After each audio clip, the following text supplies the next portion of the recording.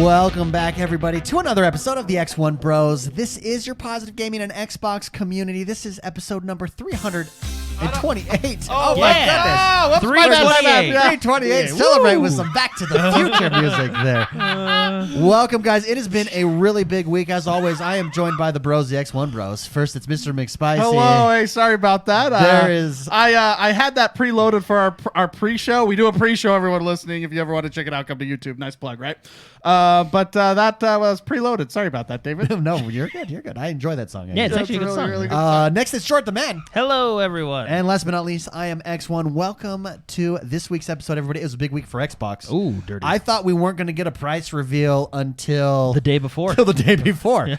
And we did. Microsoft said, you know what, Sony, hold my beer. Let me drop some price on you guys. Some price points. Some price points on you. And we got the price point. The Series X is coming in at $499. Which, again, is still, because I was back and forth, man. I didn't know if they were going to do $499, if they were going to jump up to $599 or higher. But at $499, what you're getting in that box is really impressive. Yeah, no, I really impressive. agree. Super impressive. And then we finally got the Series S reveal. And the Series S is coming in at $299. Jordan, let's start with you. I want to get your thoughts and impressions. Did Microsoft nail this price point? Is this good? Let's talk price points alone. Yeah. Thoughts? Go for it. No, I think this is actually stealing the news away from the $499, because what they're doing for $299, essentially the biggest difference between the two consoles is on the Xbox Series S at $299, you're just at 1440p 60 FPS up to 120 FPS, right? Everything else is essentially the same. There is some differences here and there, but like game and power wise, well, GPU. I mean, the reason you can't go up to 4K at those frame rates is because the GPUs. That's basically the only difference is the GPU. Yeah, GPU you and got RAM. the same CPU. You got everything. Yeah, right? GPU and RAM are the only two differences, and then storage, right? But no, for the power of that box, for that price, that's the price. That's the original price, if not still the price of the Nintendo Switch. That's true. That is true. I mean, that's amazing, and I think that's actually what's stealing the show. And maybe it was strategic. Like, yeah, we have the $499 box, but if you throw in a virtually almost identical box for $200, and that's the big thing, it's $200 less. Yeah. I was thinking $100 difference, to be honest with you. Yeah. I was thinking $100 difference, but $200 difference. It's amazing. And I'm not going to lie, the box itself, it almost looks a little bit sleeker than the X. Yeah. Almost. Because it's smaller, it's more, it's I don't know. I almost like that design better. Can we pull up maybe like a Two video pictures. of the reveal? Just the video of the reveal would be good to pull up here while we're going over it. So, Jordan, let me ask you this. In your mind, and then we'll go to Spicy. I want to get some thoughts from Spicy. But in your mind, who should be getting the Series S? Who should be getting the X? At those price points, knowing what we know technology-wise, at least what they're saying about it, what are your thoughts? I think it's the same people that fell into the category of the Xbox One S, right? You know what I mean? You know how there was the One X and then the One S, right? I think it's in the same category. The perfect example I can think of, and those of you that are familiar with the show, remember James, Jim the Stuff Guy? Jim the Stuff Guy, He likes to play games and he enjoys them. I think he's an Xbox Series S guy, right? Agreed. Like he doesn't need, nor do I feel like he cares about like the 4K and all that stuff. I mean, I think at that price point, that box is perfect for him because he likes playing games. Yeah. He can have a good gaming session, but he doesn't need that, that hardcoreness, I guess. Yeah, he doesn't. I think and if those of you he used to be on the show know, he's, he is what he is. He is what he is. Well, and what's crazy is looks like a boombox. 120 frames per second. See, that's up to that's the big thing for that price point to get 120 frames per second on new titles is ridiculous. Yeah, you don't get that. I don't know how they did it. Yeah, how do you get 120 frames per second out of new games? I mean, when you have engineers that look good and you can create your own custom hardware. I wonder if Microsoft's almost taking a bigger hit on this box than they are on the other one. The Series X. That's an interesting idea. It's so awesome. I remember when we were talking about this when this was originally announced. This box was originally announced. Project Lockhart. Yeah, a long time ago. To have 120 frames per second released to like the masses, because PC gamers have had that for a while, but it was expensive. But once you taste that goodness that is high frame rate, it's hard to go back. Can't go back. It's hard to go back, especially on like competitive games, shooters, etc.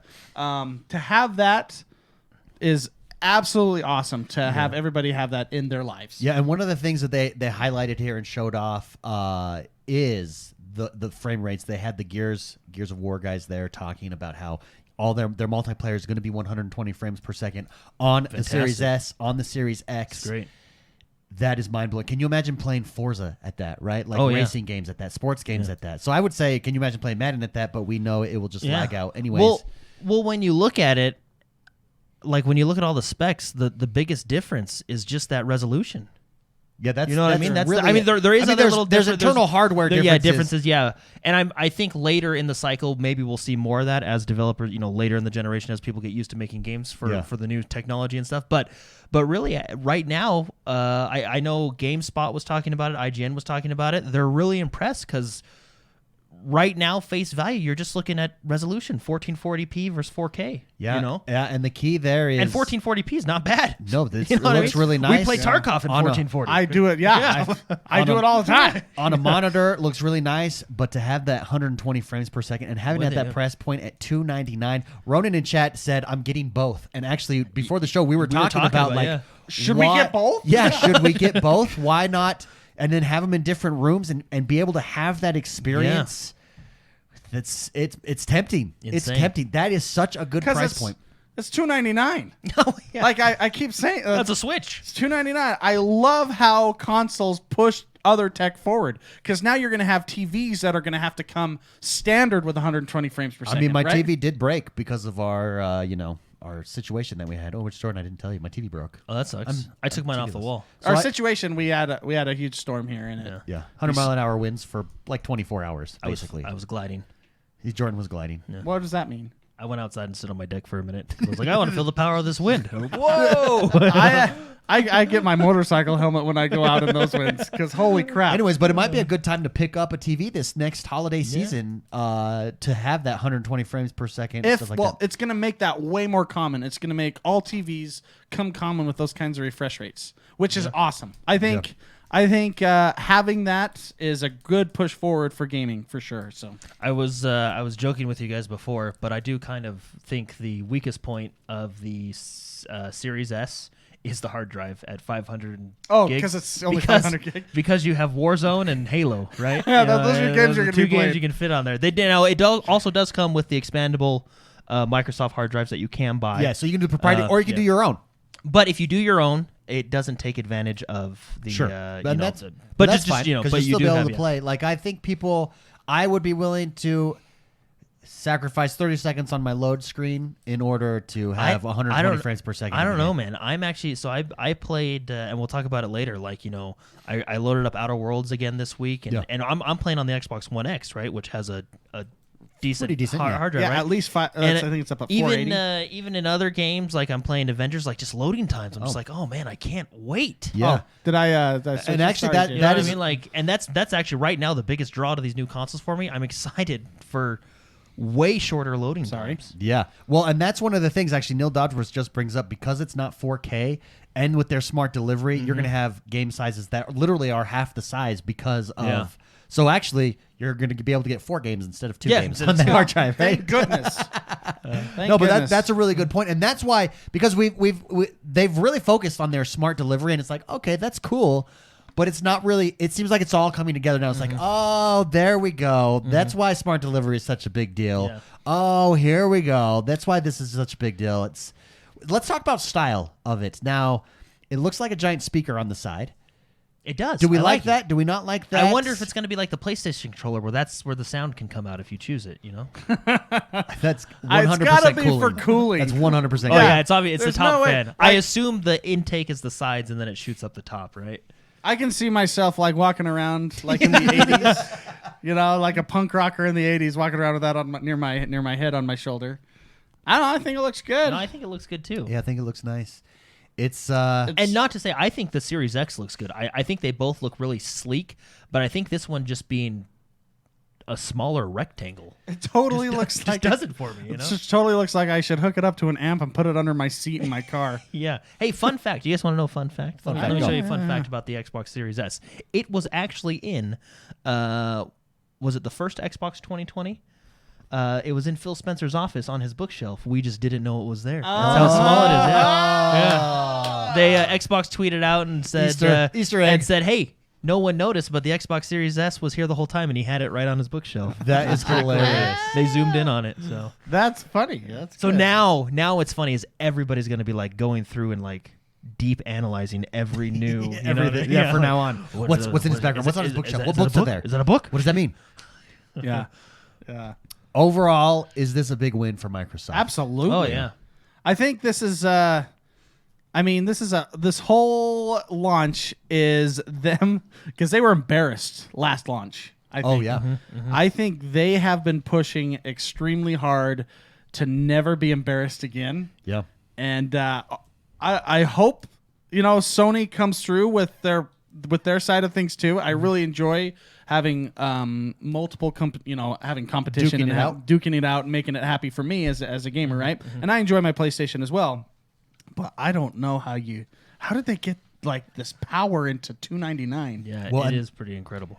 Devout Cannon actually makes the similar point to what you're making in chat. He says, feels like Microsoft put the Halo delay in the rear view. Excitement level way up. Agree. 1,000% agree with that. I think Because they had the legit PR team on this one. Yeah, they did a really good job. They've been methodical about this. They've done a good job of explaining when they release these things, showing us the tech, how it's working. But all in all, that price point. And now my question here is this, and because there's a console war that happens, and we look at like, okay, who's doing better, and we've been waiting. We thought they were playing chicken. Microsoft releases this announcement. When do we get a PlayStation announcement now? Is that That soon? is interesting. And I think if it's not soon, I think it says a couple things, right? Like, let's say we don't get it this next week, then I think it's clear. If it doesn't happen soon and it goes a couple weeks and we don't have anything from PlayStation, I think it's going to start to be speculated that it's because PlayStation can't meet those prices. It'll be speculated. But I mean, they're gonna have to. It feels I mean, like they're do something. it Sony feels has like the, Microsoft is being so aggressive this generation. Like you It said, they is. were embarrassed and they're like They everything. They don't want to be Everything on the table. Like when Jordan mentioned this before the show. It still has ray tracing. It still has all this stuff. It has everything. I had thought I originally when they're talking about this, I'm like, oh, this must be like minus the ray tracing as well. But Right? no, they came out and said no, this still got is it. capable of doing ray tracing. Yeah, it's so cool. that's why a lot of people are talking.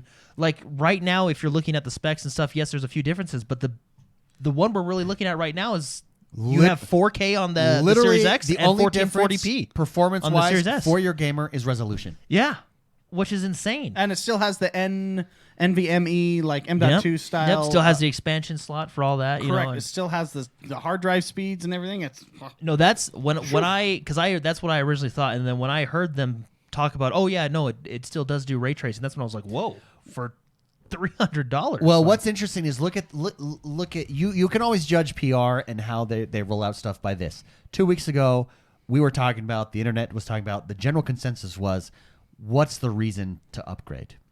This price point announced. They show off their two boxes, what they can do, and now the question is, well, why would you not upgrade? Right? Like it just the complete conversation has shifted. The Overton window has shifted, and we're having this new conversation. You could trade in. You could sell your Xbox One X and get a Series S and experience what you get with the Series X for $299. Well, and what's really amazing when you think about this, and I'm not when I say this, I don't mean to knock like Nvidia or anything like this, but for $299, you're getting 1440p up to 120 frames. and it upscales to 4K. It too. does upscale to 4K, upscales, right? Yeah, But your native 1440, Sure. right? Up to 120 frames. You got the NVMe. It's a riddle. That drive, the NVMe drive, Sure, right? yeah. And ray tracing for cheaper than the newest 3080 RTX cards. sure. Well, For just the actually, card, you know what I mean? Like, it's amazing.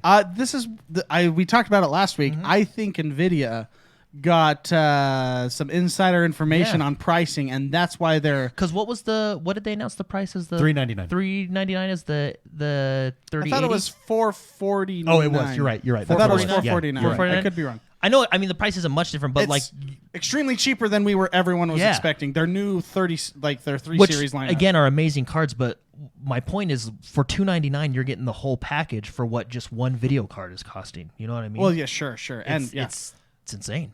I actually think that that this console is what's driving prices down.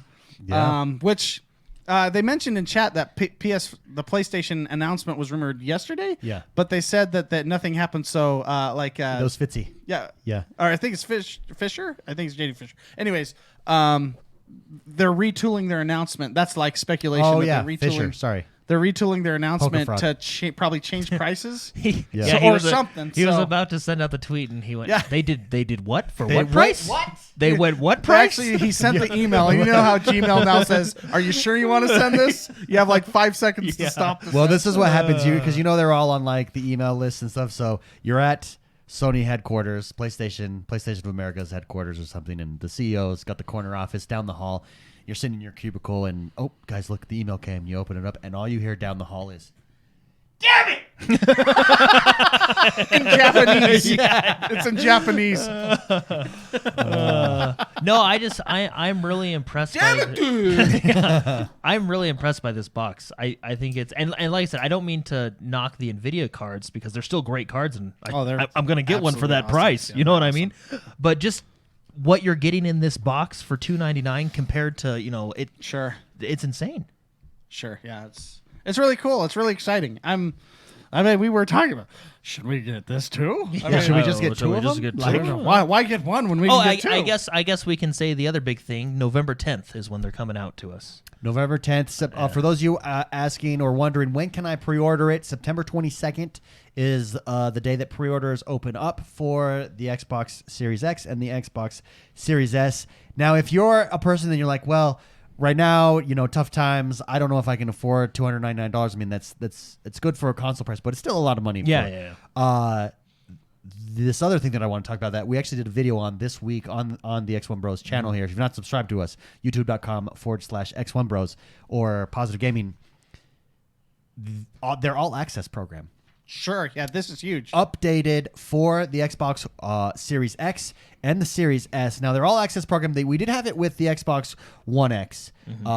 It wasn't super talked about, but it was there. But it came out. It's a fantastic deal. So what it is, it's basically a payment program for upgrading to the new systems. So if you wanted to go for the Series S, it's a 24-month contract. It's $24.99 a month if you're going for the Series S. This is the cheaper console. $24.99 a month for 24 months gets you not just the console. This is where it gets amazing again. But Game Pass, and not just Game Pass. And this is where it even gets better. Game Pass Ultimate. And this is where it gets even better. It gets better, friend. And Because we're include Game Pass Ultimate this holiday season includes now EA Access, also known as EA Play. Sure. So you can the entire EA thing. Yeah, that's nuts. Yeah. Which also gets you xCloud.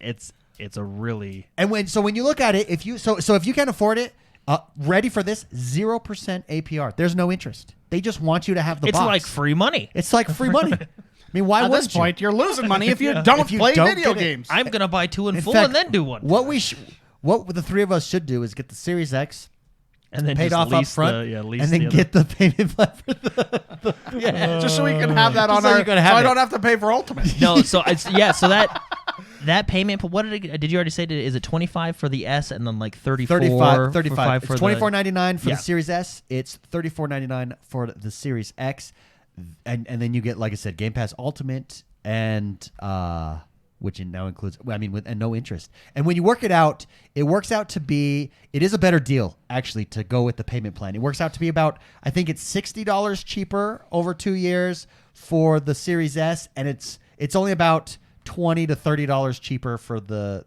X. My math might be wrong. I'm going off memory, so I apologize if you've calculated it out and I'm off. But it is a slightly better deal. Not big enough for me not to pay out of pocket.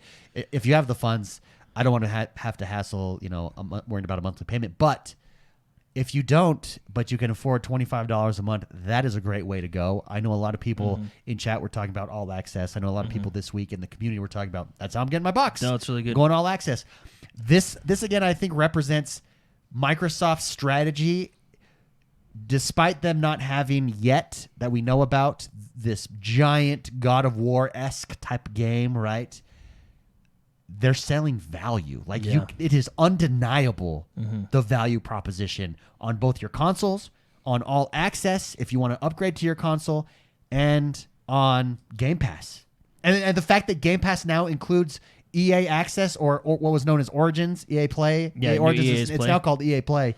Which starting this holiday season, it's included in your Game Pass. And EA Play now, just so everybody knows, now encompasses EA or Origin Access and EA Access are now one. EA Play, it's all one platform now, and right? it's in Game so Pass. You'll have the Game Pass and EA Play on your Xbox, and then you'll have the Game Pass for PC and EA Play on your PC. Holy shat hole. Yeah, it's just the value is insane. This console is blowing my mind. It's blowing my mind. And my head and my brain. Yeah. So, yeah. sorry, go ahead. No, I was just go ahead. So here's the thing with EA. We could probably not show this. No, let's keep watching it. It's blowing my mind. Okay. We could I'm enjoying watching this. EA Play. It's very interesting that EA made this announcement to Game Pass. As Matt, we've been talking about like these yearly sports games maybe need to go to something more akin to battle passes or seasons or free to play, and then with upgrades. Madden just launched, quote unquote, season 1 this week. Then we find out about EA Play. Maybe that's the direction they're going. Maybe they're saying, like, why don't we jump into Microsoft's Game Pass, have this huge audience, and maybe we move more in this direction and sell these cosmetics and stuff like that. I don't know. I think they just listened to you last week. Maybe I think they did. That guy's got a good idea. Got a direct line to them. No, the Series S I think is stealing the show this week from the, because we did get both price points and we did get the release date, but the Series S is just, I mean, it's really quite amazing what they've done. So, and I would like to make a correction. The 3070 is the $499, not the 3080. Sorry, my bad. The 3080 is the $600 one. But still, there you go. The 3070, $699. Yeah, $699. But when it's $699, we think it's $600. Yeah, that's a psychological thing. No, so it's the 3070 that is the $349 or something. But that's still an amazing card, and look what you're getting for just $299. It's pretty cool. I wonder if that's the same size as the Switch. Do they give us the dimensions? Is it the same? They say this is the Series S is the smallest Xbox they've ever made. Yeah. Pokerfraud dropped a super chat in chat. Thank you very much, Pokerfraud. He says, "What time on September 22nd do you think the pre-order opens up? Midnight Eastern time?" I would say, yeah, probably. That probably seems depends to be, on how you do it. GameStop usually opens at 9, so yeah. This is for the pre-order. Just a pre-order. Yeah. I bet you. Yeah, I bet you that's probably it. So the 21st, stay up till midnight. and it'll be like 10 p.m. our time. I think I'm going to go into my retail store that day and pre-order. Oh, you're doing it that way? Yeah, I don't know. Online, just because remember when you did online, they said, "Hey, it's coming tomorrow." Never mind, it's coming in a week. That's David and Amazon. They don't like him at all. Yeah. We're going straight through Microsoft this time. I'm doing it through Microsoft. Yeah. Do you think we'll get it though? Like, I worry about the mail. They didn't say there was a limit. They didn't say like there's gonna be limited. Whereas no, I know. I want it on day 1. I'm worried it'll come on like day 3. You know? Didn't we do the series? Or I mean the. Oh gosh, there's been so many Xboxes. The Series X, the Scorpio edition. Yeah, David did it online, and then he actually came with us to do it at a retail store. Oh, that's where I got those. Yeah. Or that one? Oh yeah. We forget like where we get them. I don't know. Basically, I just want it in my hand, and when it's not in my hand, I have to go find it. Pokerfraud, thank you very much for the super chat. Before we get to the news, I do want to just follow up on some things that we talked about last week, expand on them a little bit. Oh yeah. The first thing that I really want to talk about is Marvel Avengers. We've had a little bit more time to play it. Yeah. Last week it was the two of you have played it. A little bit unsure. Mm-hmm. You said really, really loved some levels. Some other levels you found bland. Mm-hmm. Jordan, now that you've had more time to get into it, you're much further into the game. Yeah. Does that still hold? What do you think? I do like it a lot more now. So I feel like it did start out slow, and that's kind of what I was saying last week as well. Especially, I felt like certain levels were a little bit slower than others. You're just kind of anyway.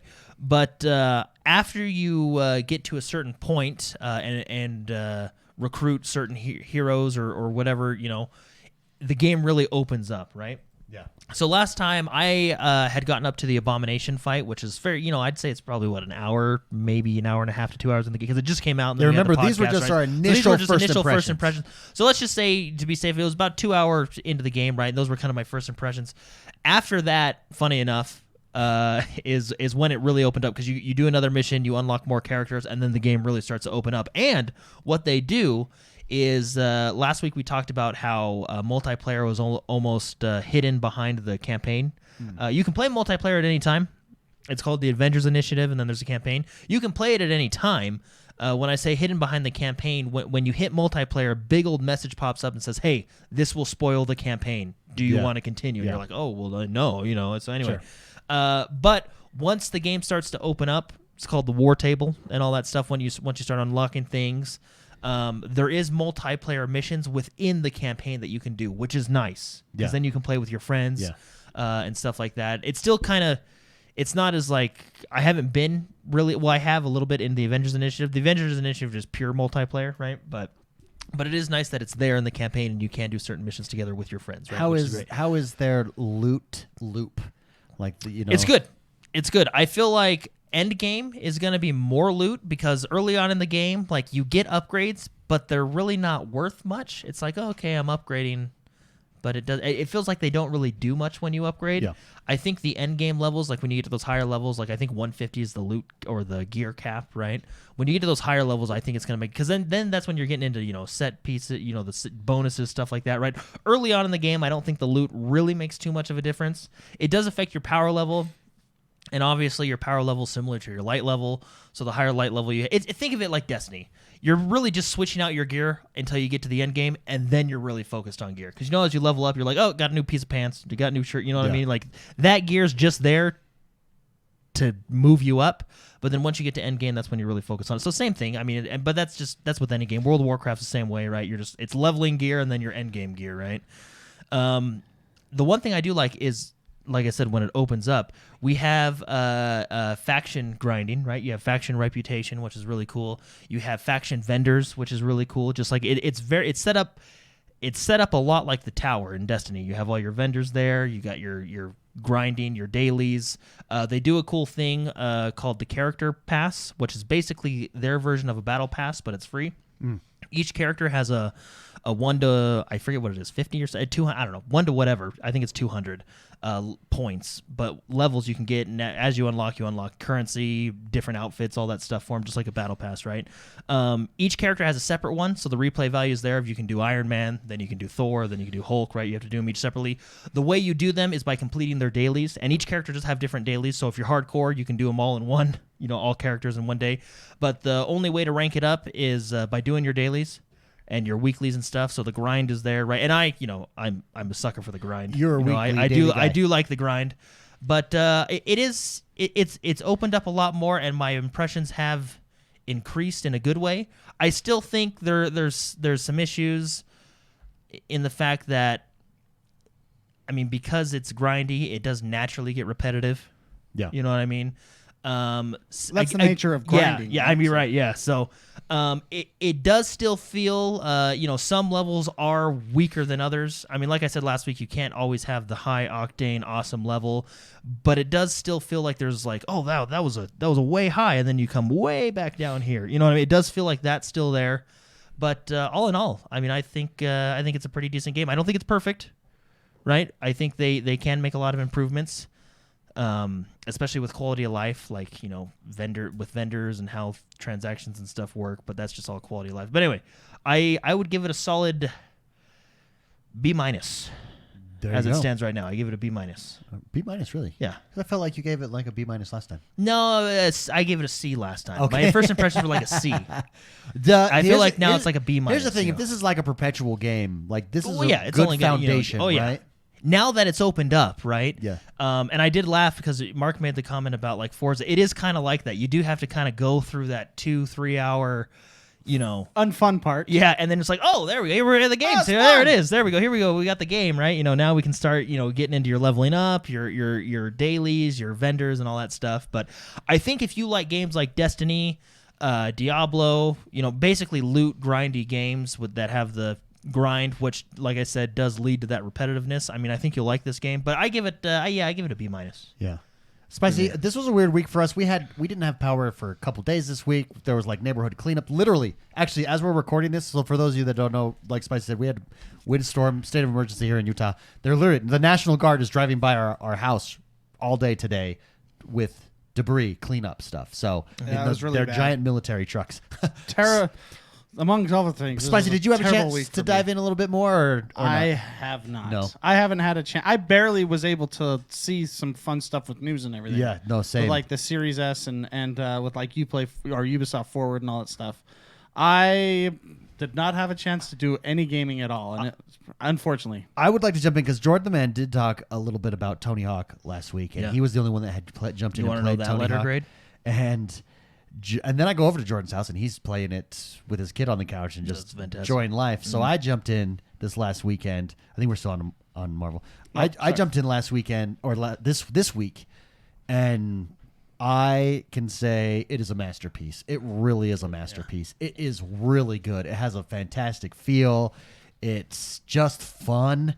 It's nostalgic, but even if you've never played before, you wouldn't miss out. It's like you're experiencing a great game for the first time is all that's happening, right? It's not dated at all. They did a fantastic job with it. It's good. It's fun. Well, what they do, and people may get mad at me for comparing it to this game, but if this game and like Final Fantasy Remake, obviously they're different games, but I feel like they did the same thing. They sat down and they said, okay, what made the first two games great? Yeah. Let's do that. Let's refine those. Let's do that. Let's keep them there. So obviously everybody has that nostalgia, or it still kind of feels like, the old game. And then they say, what can we also do that improves things without ruining the nostalgia of the old game, right? Which is really awesome. I mean, what you can do is, I actually found this out this week, is you can actually go into the options and change your control scheme back to the original control scheme, right? Yeah. Because the default control scheme is kind of like the Underground games, if you ever played those, but you can change it back to the default control scheme if you want to, which is really cool. Like Final Fantasy VII Remake, I felt like they took their time and they actually they took time and care to put into the remaster. They really did. Yeah, it's really well done. If you've not yet experienced Tony Hawk, I give this one. I give it an A++. Yeah. I give it. I use the Japanese scale system. I give it an S+. Oh, an S+. S+. That's the highest rank you can get. It's above A. Very nice. No, I really do. I think this game it's just fun. And hey, guess what? When you make a game that's just fun, it ends up being a good game. Yeah. Who'd have thought? There you go. Our monthly game club, Game of the Month. If you haven't joined our Game of the Month game club before, just come join us on Discord. There's a game club channel. Each month we play a game together. This month we're actually playing 2 games together. Oh. Or you have your option of either one. It's Wasteland 3 and Crusader Kings 3. Now, Crusader Kings 3 dropped last week over on Game Pass Ultimate. I've chosen to jump in and do Crusader Kings 3. I believe you two have done Wasteland 3, but I have had a chance to play it, and I've dived in, and I've got double-digit hours already in that game because that's just the nature of the game. It is very good, guys. It does stuff that the Crusader Kings 2 didn't, like a tutorial, which is much needed in these games. Sure. And it does a good job of explaining it to you. Then you've got to just be willing to jump in and try playing. So I know Jordan the Man actually jumped in and played too. This is his first Crusader Kings that he's ever played. It's really intense. And then he was like, I'm not sure if I'm doing it correctly. He came over to my house, watched me play a little bit. He's like, oh, now I see. It is amazing. So, guys, if you're into grand strategy or think you might be into grand strategy, play through Crusader Kings, play through the tutorial. Check it out, see if it's for you. I'm really enjoying it so far. It's really fun. It's really quite the game. Like, it's literally, and this may sound not fun to people, but surprisingly it's incredibly fun. It's literally if you were a lord of a land and what you would have to do. Yeah. Like to manage it? Yeah. Like I got to worry about the northern border because those guys are being jerks, right? I got to host a dinner because this guy's just. Because you got to woo this guy. You got to improve his opinion. Yeah, I got to improve. Yeah, because or he's going to betray me. I'm thinking about sending assassins over to this family because they just suck. I want to marry this girl because of the ties to her family, but she's a slut. Yeah. If I marry she might murder me. Yeah. Depending on her traits, or she's not fertile. Like I'm on the brink of destruction between me and the let's call it the Northern Kingdom. But if we can get our sons and if we can get married, ease that. And it's like stress. Like, oh my gosh, okay. son, I know you love this other girl in the farm, but you have got to marry the northern lads, or the northern lady, because we've got to have peace. It kind of does. Have you seen their army? Ours is not good. It also, without illustrating it in like graphic ways, like Game of Thrones does, right? It does show like how brutal. Oh yeah. That time period was. If you were either a peasant, which was everybody, or even if you were royalty, but you were a woman, you were just traded around. Like, hey, I want that land. Well, give me your wife. Yeah. All right, here you go. Give me your daughter. Here you go. She could be 6, and just, there you go. Yeah, it's actually it is kind of brutal. It's super but brutal. It's stressful. Like, you kind of you watch these movies, and you're like, that guy's a jerk. Now I'm kind of like, but if the daughter doesn't marry that clan, you're screwed. Yeah. Right? Yeah. You're thinking, that guy's a jerk of a father, and you're like, I get it now. Right? You got the northern people coming in. They're coming in. When your army's 500 and their army's like 5,000, you're like, look, I'm sorry. Come on, you gotta marry that guy. You gotta lock this deal. You gotta lock it in. We're closing on this deal. Look, I know you love the guy in the stable boy, but we've got to at least until the army builds up, then we can get you out of there. Well, what's so unique about Crusader Kings, and what I really love about it, is it's very story driven. Like these it really stories, is. It's role playing. These stories develop. It is role playing at its core. Imagine role playing at its core, enwrapped or encircled in grand strategy. And that's what Crusader Kings is, and I just really like it. So for instance, I'll give you guys an example. You start out there's different places you can start in the world, and it shows you like if you start here, this is an easier start versus if you were to start here, this is going to be a more difficult start for you. So every time I've started as the same guy in Ireland, just because I'm really liking this idea of, can I take over Ireland, then can I take over Scotland, and can I bring that down? You're talking about thousands of years of trying to do this. And you start out with a guy, and you really become attached. You're upgrading him. You're getting bonus perks on different things. He's finally got respect from people. The army loves him. Your people love him. Your vassals love him. Then he dies, and your son takes over. And you're like, that and guy's you're like, a tool. oh my goodness. And then nobody likes your son. And then all of a sudden, factions start building up. People start revolting. You've got to get people in your court. Your court doesn't like your son. Some of your court is your vassals that your father had to put on court in order to appease them. And now they're trying to backstab you. It's crazy. It's this spider web of intensity and role playing on this next level that I've never. Spicy, I would actually. I've downloaded it. I'm really excited. You should. It's really quite good. Yeah, you got to be patient with it though. But Wasteland 3, Crusader Kings 3, join us. It's our Game Club game of the month. It's a ton of fun. The last thing I want to ask Jordan the Man about, because he's not been in it in a while before we get to news. Jordan had the opportunity. Vigor Season 5 came out to jump into some Vigor after not playing since I missed Season 3. I played halfway through Season 3 and then missed all of Season 4. The big thing with Vigor is trios. Yeah, Spicy trios is now a thing. I can jump in as a team. Oh, trios nice. is another thing, yeah. So And we did some trio play. Yeah, trios, and then they did a new map. Oh yeah, the map is it's one of the most balanced maps in the game. Remember the first thing I said? Yeah, it is. Remember the first thing I said when we were playing? I was like, wow, it feels. I said I really enjoy the art style of this map, not because it's like a dramatic different art style, but it feels like the graphics are almost smoother. You know what I mean? Like it feels like a smoother art style. It's because in the background there's like the environment is alive, whereas on a lot of the other maps there is no background or it doesn't feel alive, right? Yeah. Like it kind of this. No, and I isolation. really like the map. Essentially, there's 3 pillars to the map. There's a north, there's 3 legs, reaching out, and then there's like a middle center. The middle center, you spawn mostly in those 3 like legs of the map. You can spawn in between them, but it essentially almost pushes everybody to the middle and then back out, right? Because all the extractions are on the outside, but all the spawns are on the inside. But all the loot and safe rooms and they're all towards the middle, right? So it pushes everybody up those legs, if you will, of the map, and then kind of pushes everybody back out, which I like because to get stuff you have to push in, and to push in you're going to see other people, right? True. You know what I mean? So it's making it more exciting, I guess. But no, it feels good. The gameplay does feel a bit smoother. They're always kind of tweaking it each patch, which is nice. And I'm enjoying the new spectator mode. Really adds a lot. Yeah, the new spectator mode is really good because you can. We hunted down. We were on a hunt. We hunted down this team of 2. So what they do is they throw you in as trios. You can be matched up against other 3s, other 2s, and other 1s. It's similar to Tarkov. Like if you like Tarkov, you can go in as a solo and come across a group of 5, and you're like, oh shoot, right? So it's similar. Wow. It's similar to that, right? So we went on a hunt. I brought in a lot of portable radios so that we could see where these guys were. They're up on this cliff. Jordan the man goes up the stairs. Doyle was playing with us. He goes right behind Jordan. Next thing I know, they're both dead. Yeah. I take my time. We go around the cliff. I get them both. Pop in the head, both of them. They didn't even know what hit them. I'm so proud of you. Thank you. It's a good time. It's a good time. Yeah. So you can still choose to play, duos and solos if you want, right? Does it? Well, I guess it does. It's random. Like it can throw threes into. No, solo. you can. It's you literally can play, exactly you can play like solo where you're only against other solos, or there's a new mode called Lone Wolf. Yeah, where you're thrown into. You can be thrown into trios or duos and it's as a solo player. It's the Lone Wolf mode that is similar to like Tarkov, because Tarkov, as far as I know, you get bonus experience. Doesn't have like a cap, right? Like if we go in as a 2, we can go up against 5s and 3s depending on and solos, right? Like they don't really have a. Yeah, you can go in against like a team of 9 and if you're like, on that map. Oh if the map allows it, you can. You're fighting it against. So if you do Lone Wolf, it's similar to that. If but that's the thing of Lone Wolf, right? The hardcoreness. Yeah. But no, it's really fun. It's I'm enjoying it. It was fun to play with you. Yeah, it was fun. It was fun. I really liked that new map. It was just it felt better than the other maps. Yeah, no, it's good.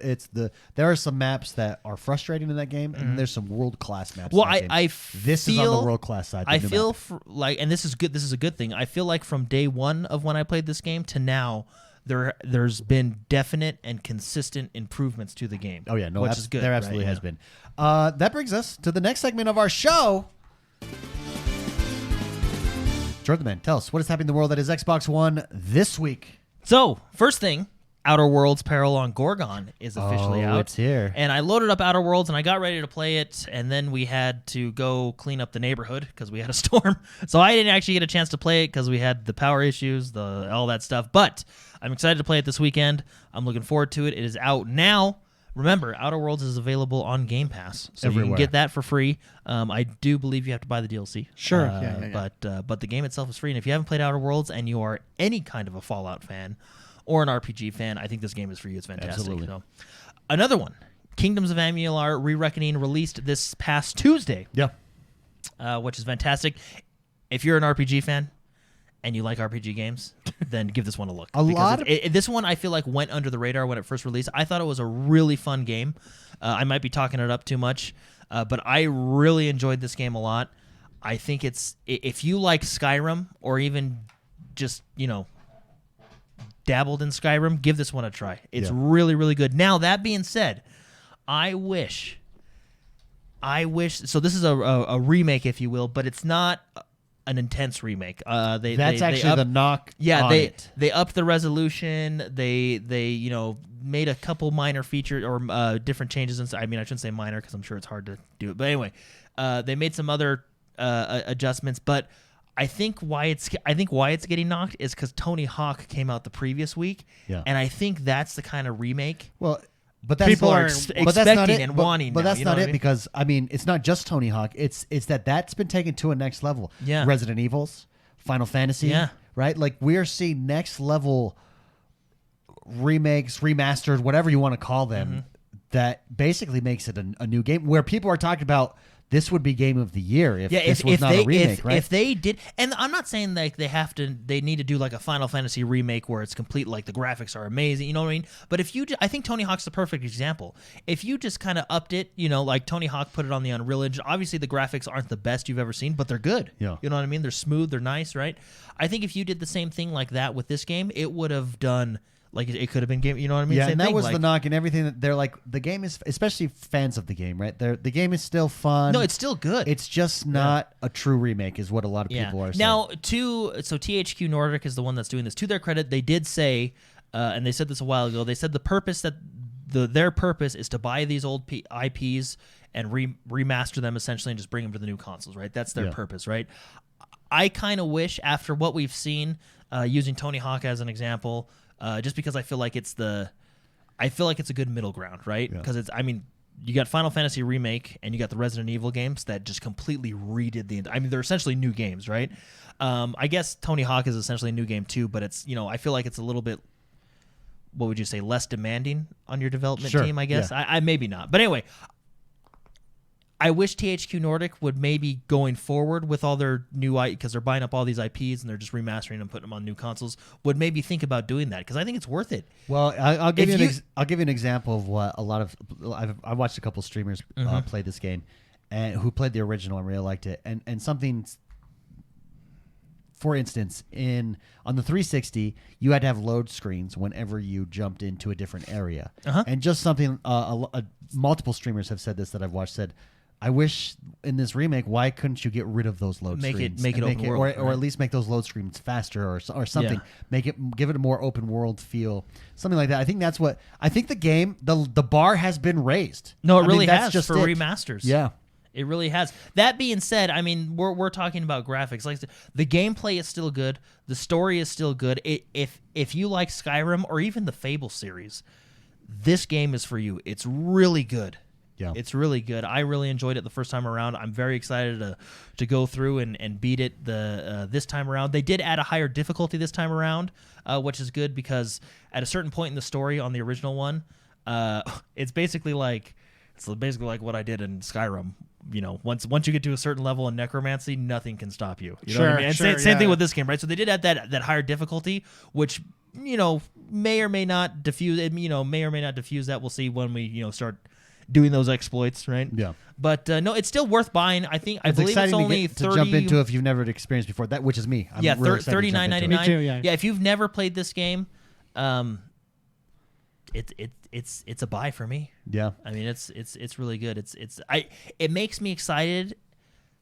I almost wonder if they remastered it just real quick and sent it out to see what people thought and how well it's selling, and see if it's worth doing a sequel. Because I'd love to see a sequel to this game. And if THQ Nordic now owns the rights, because the original development studio went under. If they own the rights to the IP, I mean, we could see a second one and. It could be fun. Yeah, that'd be fun. Ubisoft Forward was this week. Yay! Now, more games. Let's go through it. Let's talk a little bit about Ubisoft Forward. Jordan, why don't you start? Just kind of give us a 10,000-foot overview, and then I'd like to get Spicy's thought on what he saw at Ubisoft Forward. They showed us a good handful of new games. Yeah, they had new IPs, which was awesome to see. Actually, oh, very good. They had. Actually, one of the new IPs is a rename of an old IP. I know, which I actually want to play it, but they just changed the name. It looks like Steep, but it's not Steep. Oh, I was talking about the other one. Yeah, Steep. But they did rename the other one. They did rename the other one. We'll get into it. Okay. But, Jordan, go ahead. Let's just go over quickly some of the big games that they talked about. Overall, how was Ubisoft Forward? Was it pretty good? It was good. I like that companies are doing this new Nintendo Direct style of shows. Yeah. I mean, I think Nintendo Direct does it best, I still think, but I like that Ubisoft's doing it. I like that Xbox is doing it. I like that Sony's even starting to do it, I like it. I like that Cyberpunk's doing it. It's just a new way to get information from your games, right? Yeah, agreed. But they showed off a lot of games. Some of my favorites were I'm excited for the Prince of Persia remake that they're doing. That was such a great game. Yeah, that was a big one. They showed, actually, interestingly enough, they showed alpha footage of that game. They said it was alpha footage, but it releases, I think, in January 2021. Do you know why you do that? Oh, okay. Go ahead. So you don't get criticism? You get the Halo debacle. Oh, okay. Because that's really actually what it's going to look like, but no one's going to say anything because it's like, they put the sticker on it. They say it's because to have alpha footage when they're 4 months away from release is interesting. Yeah. You know what I mean? Like that seems like PR. They're probably showing. This is probably the point you're seeing is probably from like January that they worked on. Sure. I played the crap out of this game. I 100%ed it when it came out. Prince of Persia is an excellent IP. And this was a great game in the series. I actually played the original that you had to boot up from DOS. Yeah. And I just think the story is great, even though the story on that one wasn't as deep as you get in this game. Yeah. But I was fascinated when it first came out, the wall running you could do. That was actually kind of a big deal. Yeah. Back in the day when nobody wall run. Oh, yeah. But you can just like tap and run across the wall, and you got your little dagger to rewind time and everything. Yeah. Great story, great game. I'm excited to play it. Do you guys want to hear a fun fact about Prince of Persia? Another fun fact of the day? It is actually, Prince of Persia is actually where Assassin's Creed comes from. Oh. Yeah, Assassin's Creed was originally a Prince of Persia title that they then retweaked. I did not know that. Fascinating. Mark, you have all the notes on the Ubisoft Forward. You want to go through your favorite game? Yeah. Yeah, so they started... let me actually pull these up. So, Jordan, you can talk about... So I'll just go through the list of games, and then we can talk about them. But yeah, so Prince of Persia Sands of Time Remake, January 21st, which is really cool. So not too far away. This is the one that we talked about. They're changing their name. This used to be called Gods and Monsters, which we saw at E3 last year. But it's... Or was it last year or the year before? I can't remember. They all meld together. But now it's called Immortals Phoenix Rising. And if you remember this game, it was a... How did we describe it? It was like Zelda-like. Zelda-ish, yeah. Like Zelda I remember this. with Assassin's Creed Odyssey. Yeah. Yeah, is what it is. With like a Fortnite style, like cartoonish style with Greek gods or something. I don't know. So Hercules. It used to be called Gods and Monsters. Now it's called Immortals Phoenix Rising. I don't know why the name changed. That hammer that he was wielding. Woo. But it looks good. And best part about this, Phoenix. Maybe that's it. Maybe that's why. But best part about this is we are getting it December 3rd. Oh, I like that. Nice. December 3rd, 2020, which is really cool. What I found interesting in this game, and this is what I'm finding interesting in like a lot of games now, the graphics are getting so good that I think the gameplay looks better than the cinematic stuff, which sounds really weird. Yeah. I mean, even we were talking about it at Marvel Avengers last week. I kept dying because I thought it was a cutscene, but it was actually gameplay. And I just didn't know. See, look, we're watching the trailer now, and I'm going to rewind it. So, like, look how good some of the gameplay is versus the cinematics, and I don't know why that is. Do you get... It's just more seamless now, right? Like, it's more seamless. Well, the cinematics look like kind of like a mobile game trailer to me, but when it's actual gameplay, it looks phenomenal. Yeah. I think there's more detail in the gameplay. It looks like, oddly enough. I don't know though. Yeah, you're right. That's great, but it confuses me. It has a cool art style, this game. Sure. So, looks really good. There's a lot of puzzles in it. It's like an adventure style Zelda puzzle game. I'm assuming it's going to be like a level up system as well, where you get the Pegasus wings and you can start flying, and so things will unlock like a Zelda game that you would go through as you multiplayer at all in this game? No, they didn't mention it. I doubt this game would be. See, look, it looks really good. Yeah, it looks like a really good game. So, the next game we talked about Prince of Persia. Do you want to talk about this one? Yeah, Rainbow Six Siege with Sam Fisher. Oh yeah, that was the announcement that they're bringing out Operation Shadow Legacy. They did the first like 10 minutes or so. They were talking about how cool it was that they have a really like they're pushing the esports scene really hard. I did not know that Rainbow Six had 60 million player base. Yeah, no, it's still huge. I had no idea that it was that. I knew it was big. Yeah, but they mentioned they mentioned this. They have a 60 million player base. What's funny is I would do for Clutch Fortnite streams, and what we would do is we would announce it in app, right? Like, so you'd hit it and it would take you straight to the stream. And I would do Rainbow Six ones. The Rainbow Six ones, we'd get over 100 people in immediately. The Fortnite ones, and this was on Mixer. The Fortnite ones, we'd get high 50. Like, it's not only is it big, it's passionate, right? It's a big passionate. Well, that's why. What's so the people that make? I think it's Ubisoft Montreal that makes Rainbow Six Siege. What's the other game they're making or made? Remember they were doing another multiplayer game? I don't know. I forgot what it was. Anyway, sorry. Anyways, they showcased the Sam Fisher release as like kind of like an anime style trailer. It's really cool. Sam Fisher is the Splinter Cell guy, if you guys don't know who he is. Very cool character, very cool game that he was a part of. And I don't know, and they didn't announce it, but maybe announced it in other places. I don't know what his skill set is, but it looks as though it's kind of like a monitoring style skill set where he can put things through the wall. They show it in the trailer a couple times, and then he can see on his phone the like a camera style the other side of the wall. That's cool. That's what I think his ability is. I could be wrong, but that's what it looks like it is, right? Definitely, I think you're right there. This trailer is an anime style trailer where he's just a bad A. And what's interesting about this trailer is he's like a stealth character, But on this trailer, he's going in front line, dude. He and is just not killing messing everybody. around. Yeah, killing everybody. So I think he's retired and pissed off at how the world has become, and he's just going in and killing everything. So, but it's real exciting. That was the big news for Rainbow Six anyway. A lot of the and they're doing with their esports stuff. They announced that they're doing a World Cup as part of their esports series, and it was actually pretty cool to see how they're doing it. So it's going to be a country-based tournament. So U.S., France, Germany. They had a trailer for that as well. Let me turn this over here. They had a trailer for that as well, which was actually a pretty cool trailer. It was basically sports and people supporting their country during sports, like World Cup. They showed a lot of soccer. They showed basketball. They showed all the stuff, right? Yeah. So really That's cool. That is cool. They got a character. No, it's not important. They got a basketball player from France to be their spokesman. I wish I knew who it was. I'm not a sports guy. You guys are the sports guys, but yeah. Anyways, it's cool.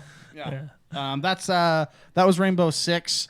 You're probably Jordan's probably going to skip this next part of it, but I think it's actually a really cool game, so I'm going to mention it just briefly. Okay. Yeah. Scott Pilgrim, they're coming out with the complete edition.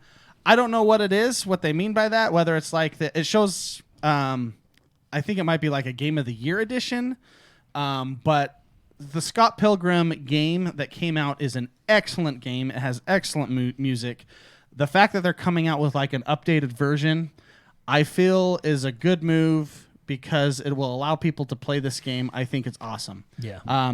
You've never seen the movie? Never seen the okay. movie. It started out as like a comic before the movie. Everybody tells me I really like it. Captain America's in the movie. He is. Well, his actor, he's number anyway. 4. Yeah. He's ex-boyfriend number 4. He's actually hilarious. He's awesome in it. But they came out with a game at the same time, and usually when games come out with movies, you're not that impressed.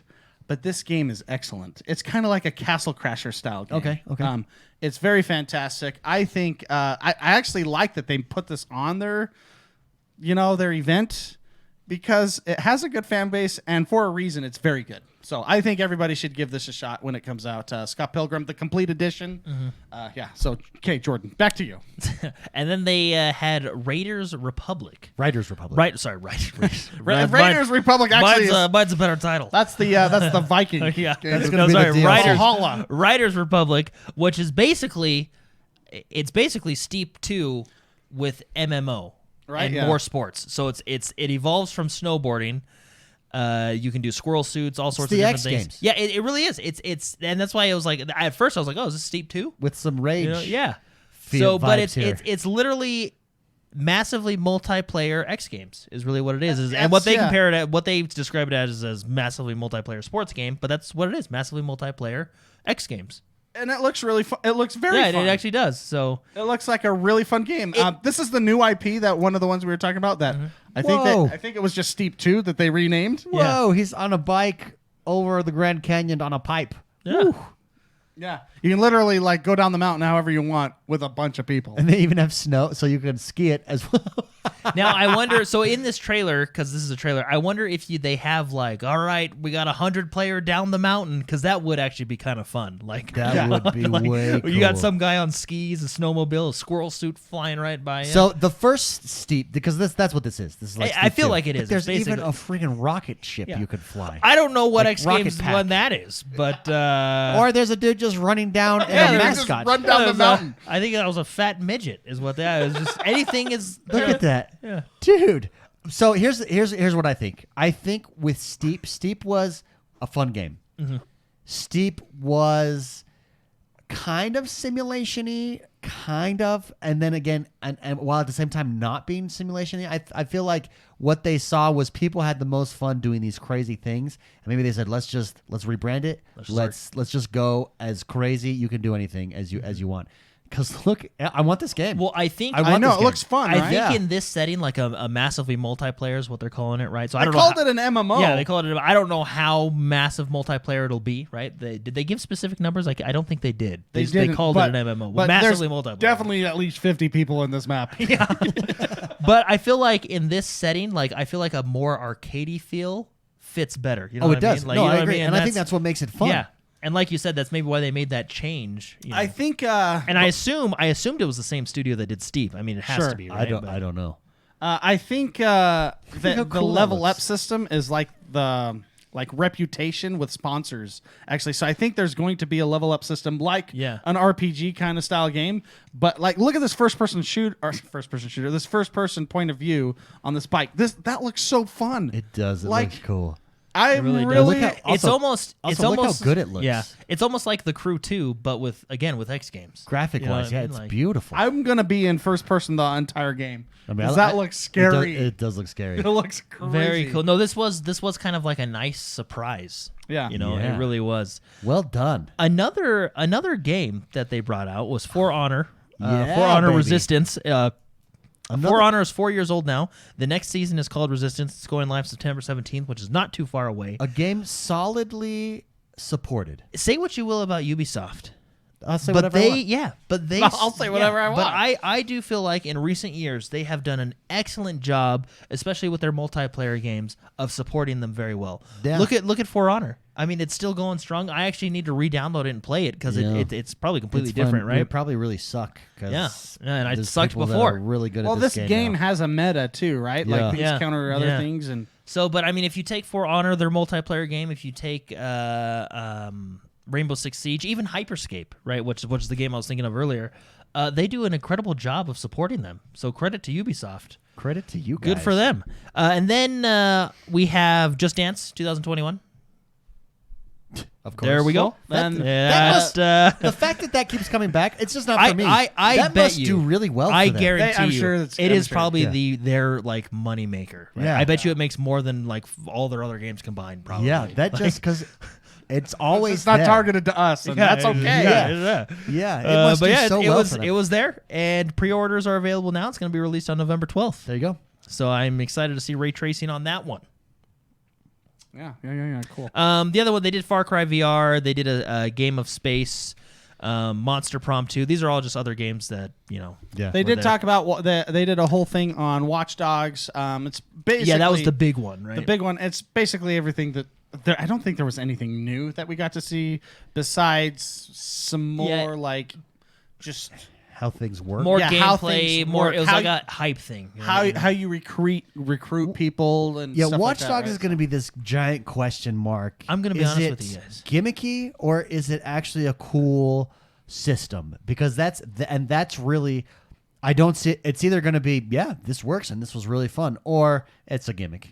I'm going to be honest with you guys, and this Yeah. may be controversial. Oh no. Uh-oh, yeah. do I have to stop the stream? I'm not, and it's people who disagree with me, and that's fine. This is just my opinion. I'm not that excited for this game. I don't know why. Like, Well, I they think- have cool features, and like I love that John Wick thing that we got to see last time. That was, I didn't play that cool. character. That was just cool. I know. Right? I think I know. Well, I know why I'm. And I don't know. It's just it. Well, I think It might be because I think like, because it's a big question mark. Because maybe this, I this don't know. system is either going to be really cool and really intricate, and it's a really deep new way of playing a game where every character has its own story and you can switch them in and out, and it's really satisfying to do so. Or it's going to be gimmicky and you end up just playing with one character that you like, and that's it becomes one dimensional. I think this game is like a meme. Okay, and what I mean by that is it's either going like memes either work or they don't. Yeah, they're either hilarious or it's like it's very. I don't get it. They're very polarizing. And this game, me being able to go grab a random mediocre person to try to fight the power or whatever, how this game works. The Fight the man. The resistance. You are the resistance. That I would rather play as John Wick, which they gave me, right? Yeah. So I would rather play as Hulk. I would rather play as just some badass. But they're making a big deal out of playing a lot of mediocre people. And I'm already that in real life. You know what I mean? I want to play myself. Yeah. So But is a grandma that can take down an entire that's what I'm saying. security system actually mediocre? But it's not. Well, that's what I'm saying. Like it will be the game will be successful because it's a meme. If I that see what you're makes saying. sense. Yeah, no, I see what you're saying. It's going to be clips of grandmas just running across shooting like John Wick, and not necessarily anything else. If it is successful, right? I agree with you. It's a question mark for me. As far as me right now, I don't feel like I'm going to get this game. Well, it's gonna. I don't know. Well, the thing, like, so the first Watch Dogs, I was excited to play it because it was new, right? It came out towards the beginning of this generation, right? That game I thought was okay. It was like, oh, okay, this is okay, right? Yeah. You know, this is, you know, it's a good foundation, right? Let's see what they do with the next one, right? The next one came out. I didn't get it at first because same thing. I didn't get really excited about it, but then I played it and I felt the same way. I thought, okay, this is okay. It's a good foundation. I wonder what they're gonna do with the next one. You know what I mean? Like, I mean, to its credit, the second one did make various improvements on the first one, which were good. But I left with that same feeling, like, okay, this is okay. It's a good foundation. I wonder what they'll do with the next one. And I feel like this one, you know, I feel the same way again. Well, I think again, it's a question mark because they're focusing so much, and it's such a core part of the gameplay, it seems, to take over different characters, be different characters, recruit different characters, then play as those different characters.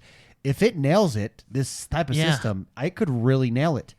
If it doesn't, and it's just gimmicky, though, I think that's the big question mark. What, like, for instance, Skyrim.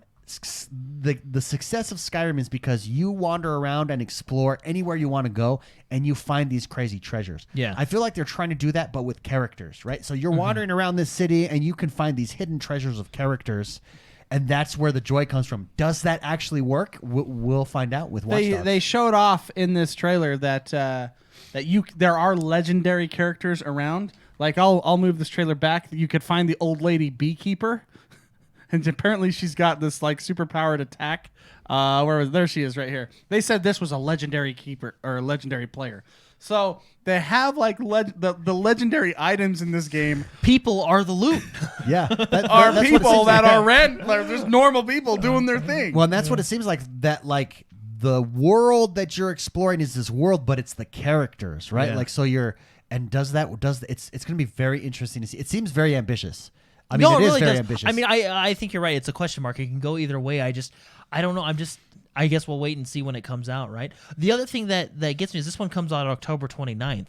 Just 2 weeks after that, we have Assassin's Creed and Cyberpunk. So which open world game? Like, I mean, well, here's the looking thing. at the that other was a two, smart move. You know what I mean? Well, yeah, obviously, Yeah. right? But you know, don't think. Do I just wait until Assassin's Creed Valhalla? Because I'm really excited for that one. Like for that one, that one's not a question mark for me. You know what I mean? Same with Cyberpunk. I'm really excited for that one as well. And day one on the new consoles. Okay, I will. Valhalla. Okay. Chat has just described it best. I believe Psychotic said it's Pokemon with people, Dude, and that's actually makes true. me more excited. Now- Actually, I kind of now want to I gotta collect them all. I need the guy that drinks coffee at the. I need the construction workers. I need the construction worker Green Goblin. Yeah. Cross character. Man, I need the librarian. Like, the legendaries are like you're like evolved for. You know, I'm like, oh, I got the beekeeper. I know, the beekeeper. See, actually, you got the beekeeper. Is she evolved? Yeah. Yeah. I actually thinking about it like that makes me more excited. You know, but no, this one's gonna be interesting. In 3 years, we're gonna have a mobile version where we walk around. Yeah, and it's in real life. And we're gonna be trying to capture these random people. No, persuade them. Oh, that's right. Recruit them. You're trying to go tell them your cause, and get them to join. you. Yeah. They showed But off. That's what this whole trailer was about. Showing off how to recruit people by persuading them with your beliefs. It's really interesting. But all in all, I mean, Watch Dogs included, I think Ubisoft did a good, I think it was a successful conference. I mean, I got excited for a lot of their new titles that are coming out. They're really solid. I will say this. I think the surprise of the show, and I think maybe the best of the show, in my opinion, might be the Riders. Yeah, right. What was it called? Riders Republic. Yeah, Riders Republic. Just because it was refreshing. It was a refreshing surprise. It was like, oh, look at this. I want this. Because even when Steep came out, I feel like I was that way too. It was a question mark for me. I was like, is this one going to be fun? But for some reason, adding all the different sports and adding a lot of people going down a hill at the same time. Oh, it looked really good. Yeah, that just I don't know. Instead of focusing on like realism, you're focusing on fun. And that's always fun. It kind of reminds me of Fall Guys, that big game that's just with X Games. It's Fall Guys with X Games. Yeah, that's exactly it. That's exactly it. Call of Duty Black Ops multiplayer. We got. Yeah, the other big reveal this week. So Call of Duty came out with it was actually a 4-hour stream. What they did is they revealed and talked about their new multiplayer. and then they actually went on to show different streamers playing their multiplayer and stuff like this. It was a good reveal. I liked it. I'm excited for it. I will be honest. I'm actually incredibly excited for the Cold War campaign. I think it looks really fun, but the multiplayer does look fun as well. Like, I'm actually excited for the multiplayer. The one thing that stuck out to me, there's a few things. It almost feels like they're going back to a more traditional Call of Duty style. And I mean that in the respect they've taken out, you can't mount to walls like you can in Modern Warfare. I don't feel like and I've heard the jet jumping and stuff like that too, kind of. No. That's all. It's all boots on the ground this time. Sure. Real boots on the ground, not Black Ops 4 grapple boots on the ground, grappling hook boots on the ground, like actual, Sure. So, no, it does feel like they're going back to a more traditional Call of Duty. I was watching. Obviously, I didn't get to play it, but I was watching a few streamers that did get to play it, and they talked about it felt. How did they describe it? The movement wasn't. It didn't seem as seamless as Modern Warfare, because in Modern Warfare you can mount against the walls, you can kind of almost parkour a couple things by getting over. Whereas in this game, it's almost blocky. You know what I mean? Like there's certain points, and if that makes any sense at all. But anyway, it made sense when they were describing it. But. Well, yeah. Remember when they came out and said, this game's not going to be as good as our other ones. Yeah. So just go with it. What I'm saying is the map design seems more traditional Call of Duty-ish, right? Okay. Now that actually being said, the maps are what actually stood out to me the most. And one map in particular, which if you're watching live is the one we're watching right now. Water map. It's called Armada. And what it does is there's two battleships. It takes place fully on the ocean. There's two battleships, one on either side, and then there's like this middle. It's not like an oil tanker. It's kind of like a big construction submarine repair or whatever type ship. But it's a really unique map. You can go underwater. There's vehicles. There's attack boats. You zip line across the ships to get to each ship. I think it's a super unique map, and I think it's a really well done map. Like I like it a lot, and this is one of the ones that we got to watch some of the streamers play. It's really cool. Just being able to dive, you can dive underwater and pop up and shoot people. It was actually really cool to see vehicles in Call of Duty that actually fire back. You have the attack boats and stuff like that. And that's just one map. They had some. I think that's probably like the map that probably got a lot of focus, right? But they have other maps that they showed off. Like I felt like Miami was cool. It's like an 80s Miami map. Yeah. Which is really cool. I really am impressed with their map design. And I'm excited to play it. They also do a desert map called Satellite, which reminds me a lot of the Battlefield 1 desert map. If you guys played that, but it's a cool map. It kind of funnels people to that center point. It's really cool. I like it. I felt like they did a really good job with it. And given I haven't had a chance to play it myself, this is all just from watching the reveal and what people thought of their first impressions, right? But no, I do miss that you can't vault or you can't mount to walls like you can in Modern Warfare. Surprisingly enough, I missed the doors. They don't have any doors in this one, and when I mean doors, like in Call of Duty Modern Warfare, you can either peek a door and throw a flashbang in, or you can bang the door open. They've gotten rid of those, and this is kind of the things why I'm thinking it's more of a traditional Call of Duty. What was really surprising is they're actually not using the same engine as the Modern Warfare Call of Duty, and I wonder if that's just because they were too late in development cycle when that but that came out, or if they just have their own engine that they're using. But it's just, it was interesting. You know what I mean? There was some good stuff, and then there was some like, I wonder why they took that out or they're not doing that. From a style perspective, This is the Miami map. If you're watching live, this is the Armada map, right? They do have a 12v12 mode, which I think is their version of Ground War. Obviously, it's less players, right? But it's the mode that I got to see on, I think it was Armada, right? You got to see 12v12, capture the points, vehicles, stuff like that. It was really cool. I like what they're doing.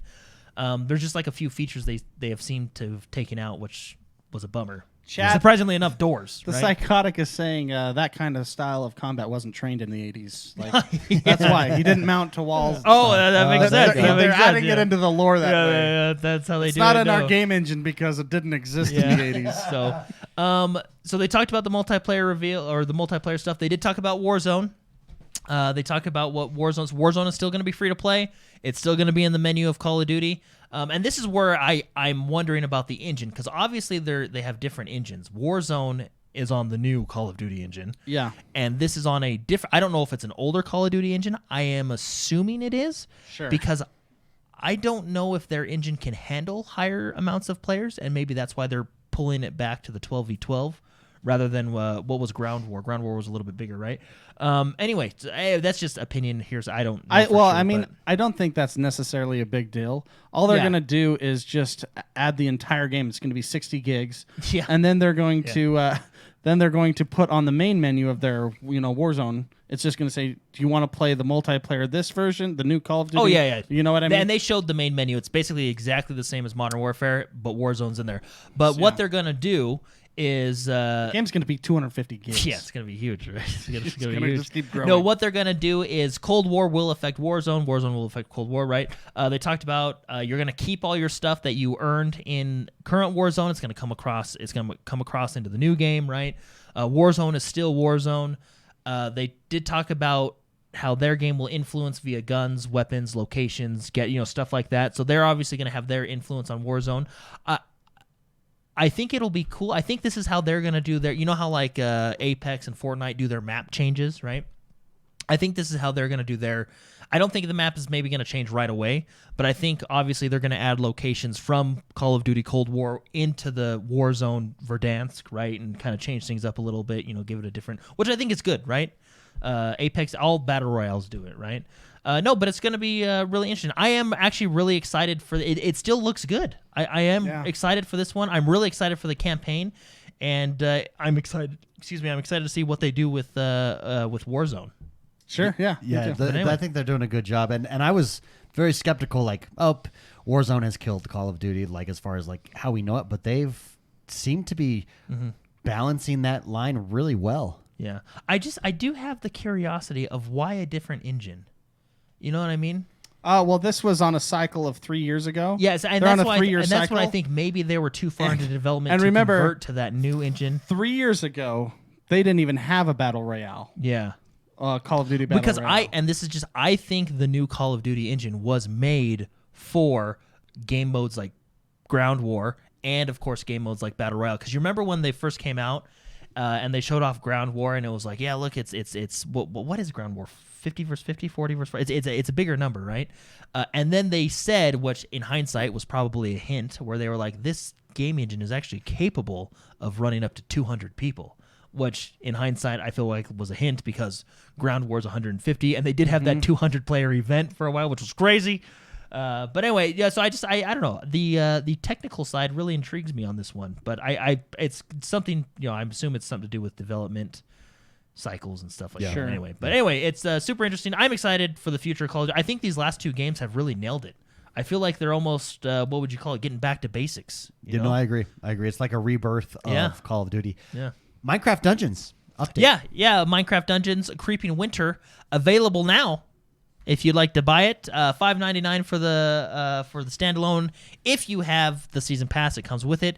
This is one of the new areas that they're showing off. Very cool. I like the art style. I always like snowy levels. Yeah. For some reason, snow you really have enjoyed Minecraft Dungeons. Yeah, I played it a lot. I did too. It was a very good game. Yeah, we got maxed out really well, and the snow looks cool. Yeah. That was cool how he slid. There's back. like some what's funny. Snow physics. What's funny is I want to play this DLC, but I almost feel like I've burnt out of Minecraft because we played it so hard. Yeah, I know, we hit it hard. we got to get that 114 or 150. We got to get that back, and we hit it. On most of it, or within one power level.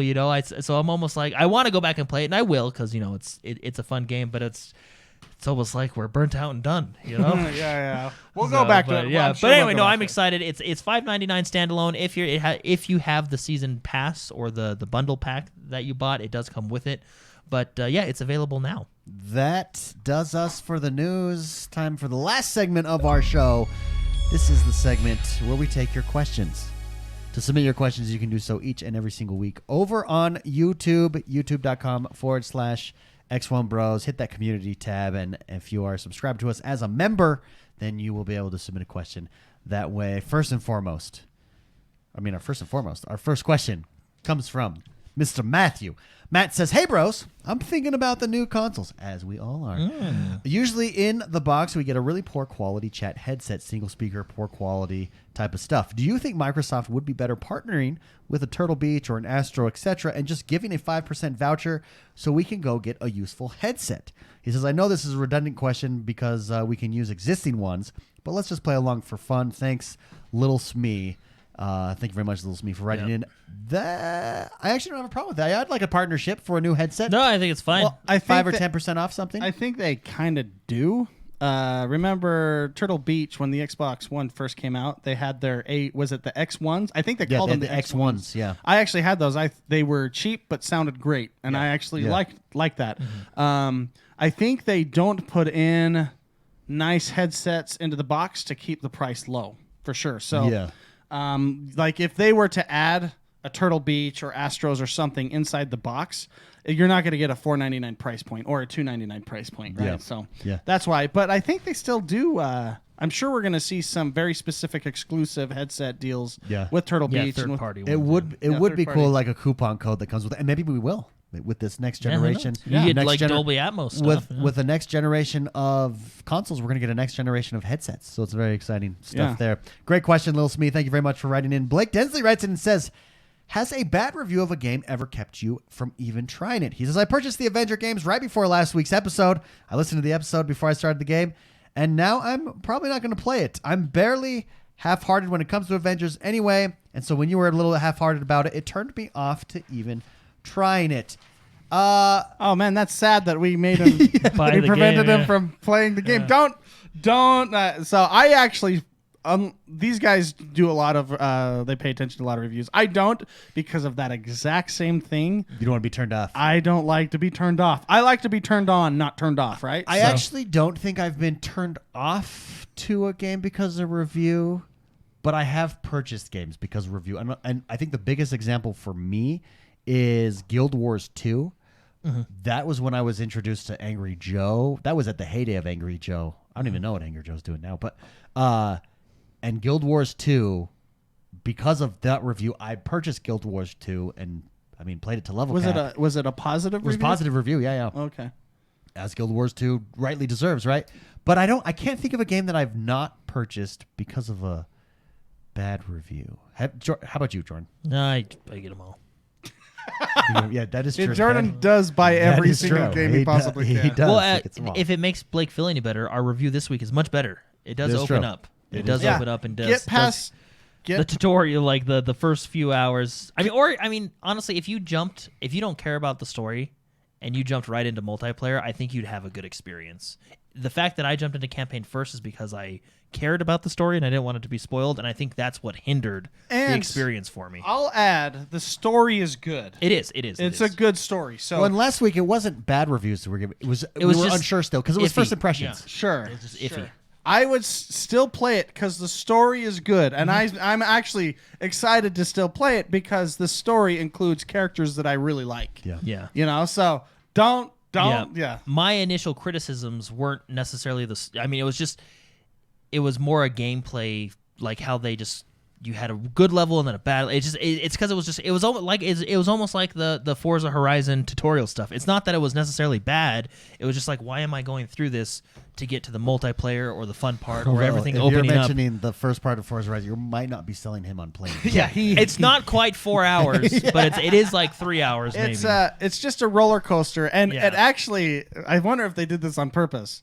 The stories with the parts with Miss Marvel is so mundane, but once you hit Hulk again, it's just that much better, right? Yeah. So it's like you can't have joy. You can't have peaks without valleys. Correct. Yeah. So it's just like, okay, I'll just spin around, make my hands go big here, and then I'm the Hulk destroying people. And there's and then you're like, yeah, I love this game.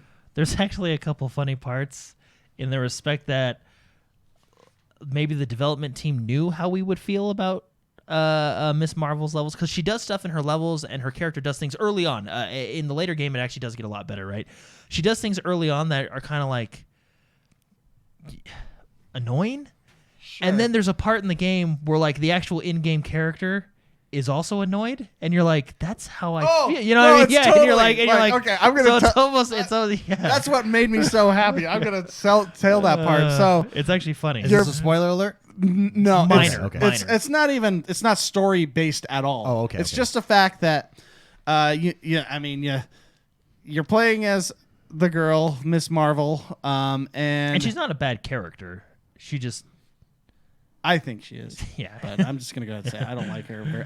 Comparatively, I think the other characters are better. Maybe I should say that. But you have a decade-long lore issue with her. Yes, because Miss Marvel. There's some history there. There's some This is history not- that I will. Yeah. This is not just a one-off. I loved Miss Marvel from the 90s, and this is not Miss Marvel from the 90s, right? Yeah. No, so like I'm annoyed when I'm playing as this character. Hey, I've mentioned this. I just hate big hands. I hate big hands, and I hate characters with big hands.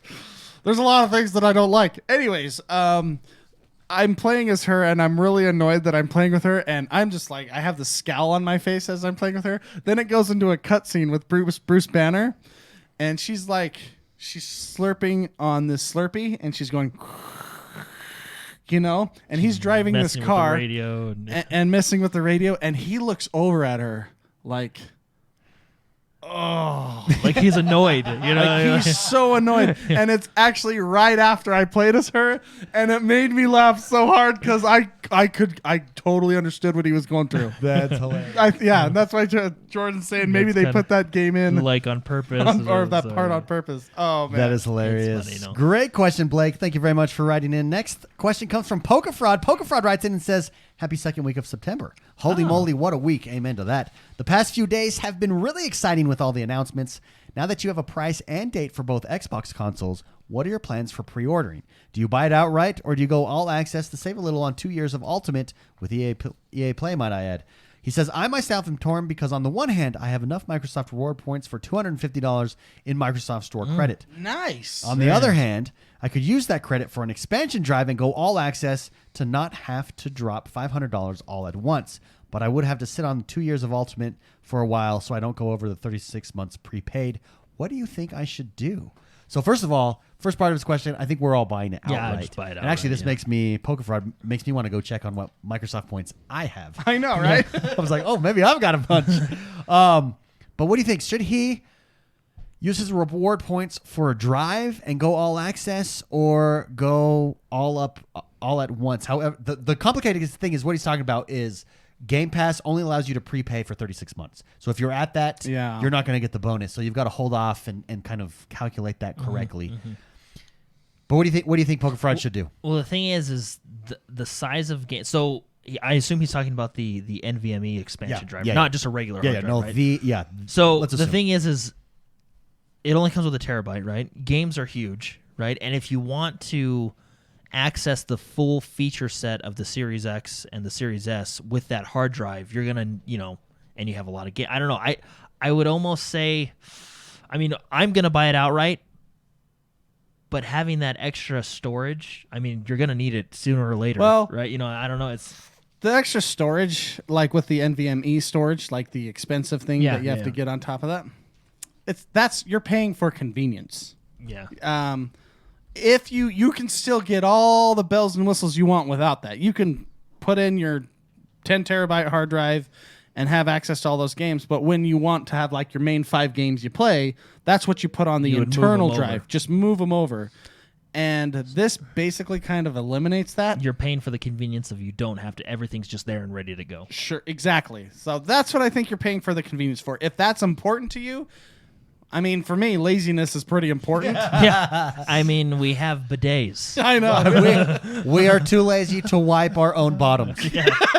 We bought bidets. So I get it. If that's important to you, then sure. Then yes, use that on the expansion drive. If it's not, I don't know. I might save. Because theoretically, you could get by without it. Correct. Like you said, you can plug in your 10 terabyte external or whatever you have, and then just switch them back. As long as you're responsible with your hard drive, responsibilities. Another thing is, at some point, because there are new buttons now on these new controllers, at some point we're going to get an Elite controller version 3. you could always save Very it for excited something for like Hammers. that. Sure. You could also go in on a really high quality headset, something like that. It's I don't know. It's a tough one. For me, I am just preferential. It's like ripping off the Band-Aid to just paying for my console all at once. I kind of agree. You generally save the most money doing that because you're not paying interest. Although the deals is pretty close this time. In this one, you're not. But I just like when we talk about convenience, the not having to worry about monthly payments. Yeah. That I just like that. So if it were me, I would go for the console. And after the 2 years is up, you don't own that box, do you? No, you do. You do own that it's box? yours. Oh, it's yours. It's essentially a lease, right? Yeah, okay. Well, then. Damn. At least let me correct that. To my understanding, you do. Because They make you send it back. If it's like a Comcast router where you have to pay $10 a month for just to have it in your house, Comcast router. you know what I mean? Like, if that's what it is, then at the end of that time, you have to either renew or send that box back. You have lost value because now you cannot resell said box. Do you know what hurts me on internet? When you get that like low rate for 2 years and then your 2 years is up and it jumps up. Oh, I know, yeah.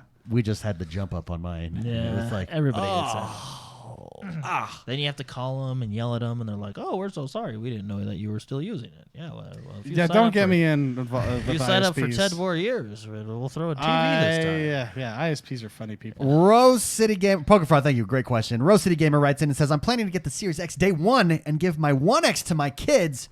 How do the friends sharing thing work for you guys? Do I need to make them a different live account? I actually just went through this. Go ahead, Spicy. The friends share. I thought it was like the parent thing. No, friend sharing. They do need their own separate account, yes. So it does. You do not have to have Xbox Live Gold, though. I Yeah, think because sure. once you attach the two, everything carries. Everything carries over. Yeah. So I would put everything on the main account, your account, and whatever box they play on, put that as your home account, and then what box you play on, make that not your home or not their home Xbox. And as long as you're online, you'll get access to everything. As long as they have that box, they'll have access to everything. Yep, that's the way to do it. Yeah. So make their box. So the 1X is going to be your home Xbox. Your new Series X is going to be their home Xbox. Correct. Because since you're buying all the games, you will have access under your account. That's what you're logged into on the internet.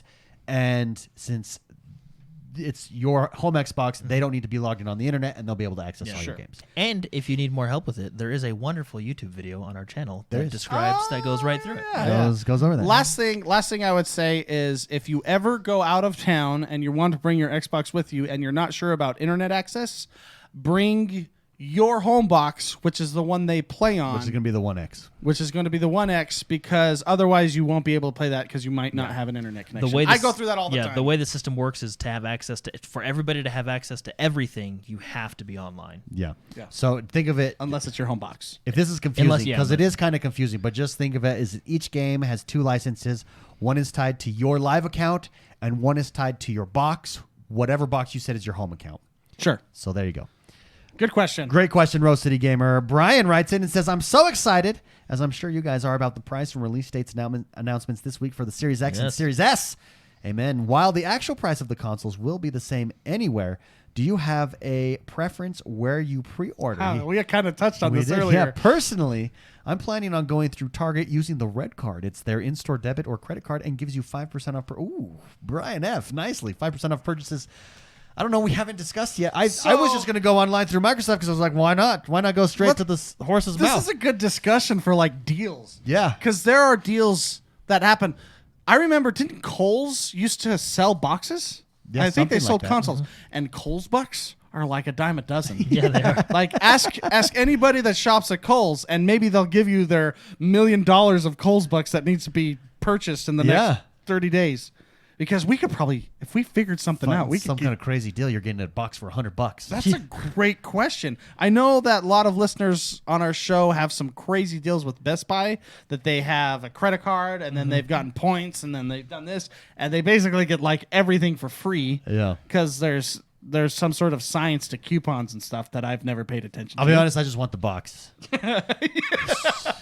See, Wherever you can get it cheapest. This is a perfect example of paying for convenience. Yeah, that's me. Like, I'll just get the box. Yeah. But yeah, I don't know. I think I'm going online. That's my initial, and I don't know why, but that's my initial thoughts.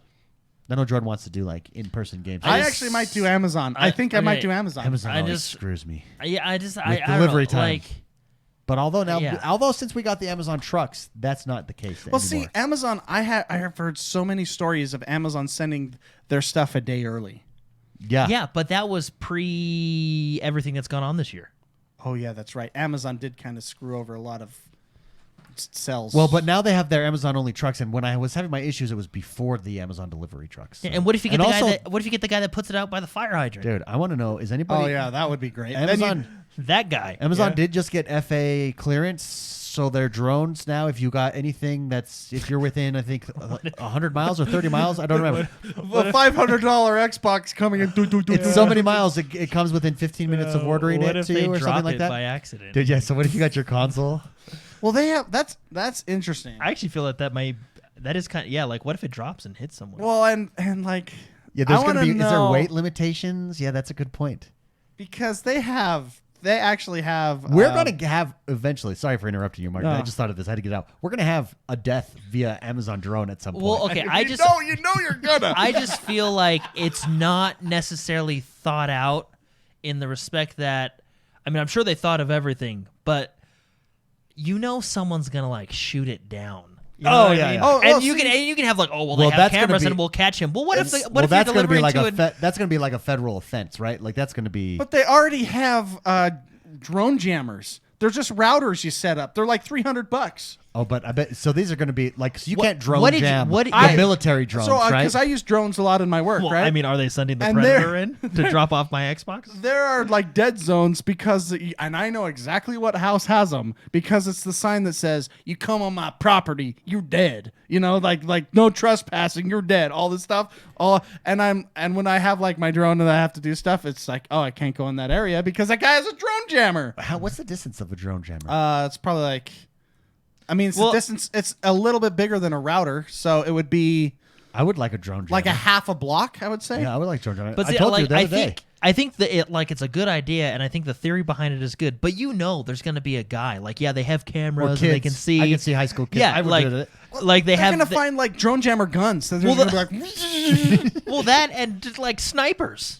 You know what I mean? Like the salt guns for flies. And there's like, we have cameras on it. Well, if the guy's like 50 yards away. And he shoots you from his attic. What's so funny is this is a big deal to us now since it's possibly going to be bringing us our Xboxes. Yeah, we don't care other thing, but it's Xboxes now we that care. Yeah.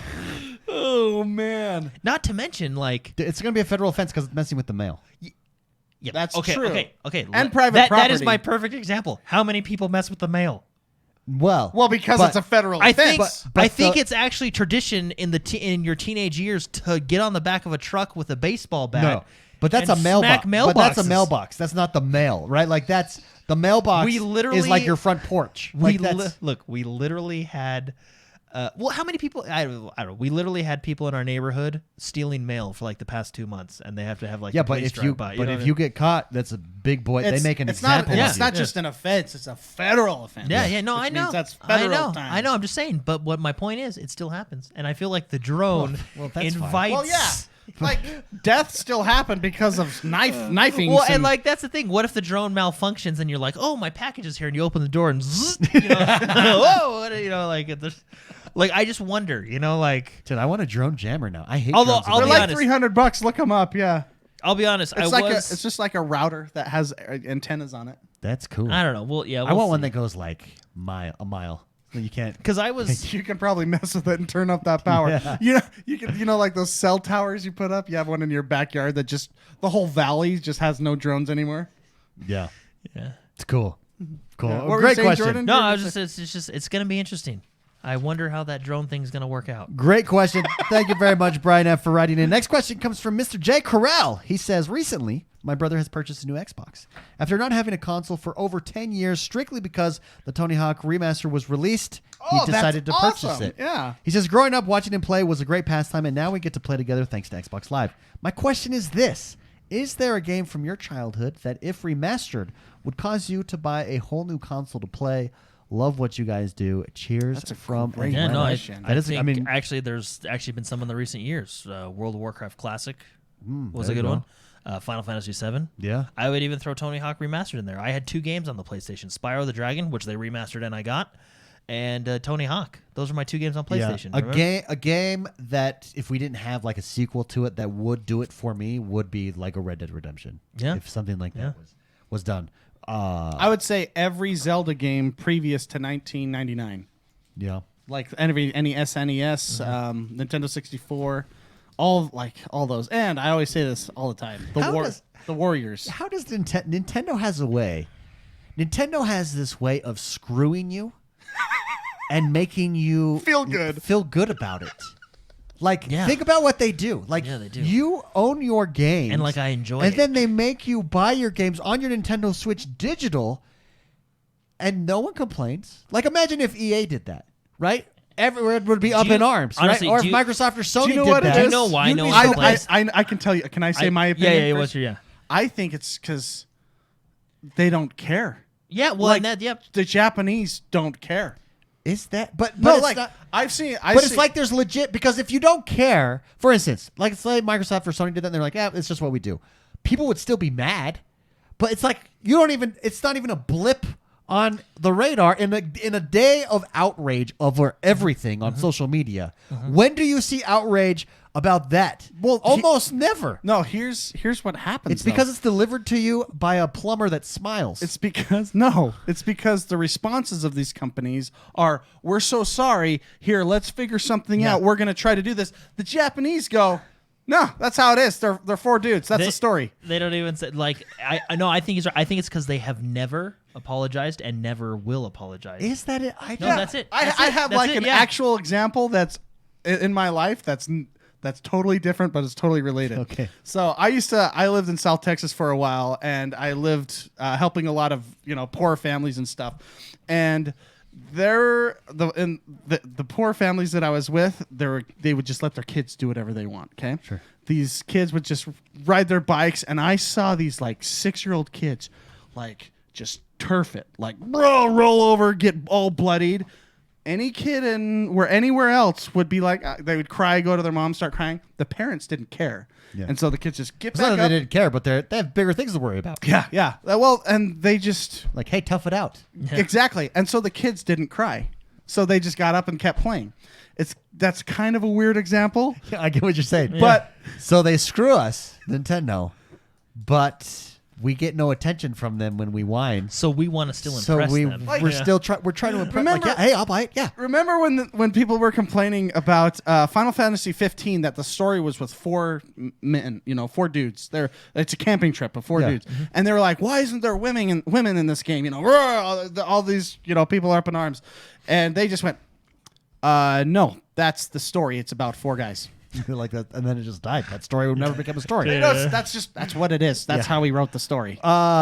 Super Soccer Shocker says Nintendo is the Apple for game, but here's the thing: Apple gets outrage all the time. Is it that Nintendo creates such quality franchises and quality games, especially like this generation, that we overlook that? So, for instance, Apple didn't get as much outrage when it was innovating and creating new things, and it was the product to have.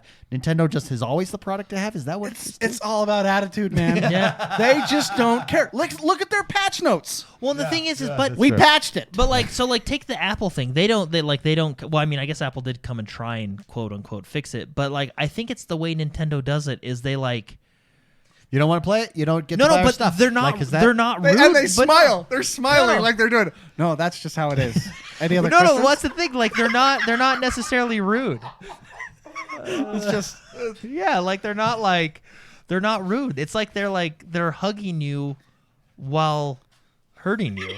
It's like, oh, it's okay. Yeah, no, that's just how it is. All right. Yeah, like Mark said, they're just nope. They're smiling. Nope, we're never gonna change it. Next question. Oh well, I don't know how we got into that, but because we're talking about remasters and Jay Krell, thank you. Great question. Thank you for writing in. Hermit the Frog writes in and says, since I will be buying a new Series X, I will be giving my 1S to my son. Does Xbox Live Gold or Game Pass let you share benefits across consoles in the same family? It always irked me that Sony makes you pay for multiple PlayStation Plus memberships if you have multiple consoles. Thanks, bros. Keep up the awesome work. Loving the new short videos you guys post too. Hey, Hermit the Frog, thank you very much. For those of you that don't know about the short videos we post every week, we're posting videos about Xbox on our YouTube channel. Come subscribe, youtube.com/X1Bros. That is a good question.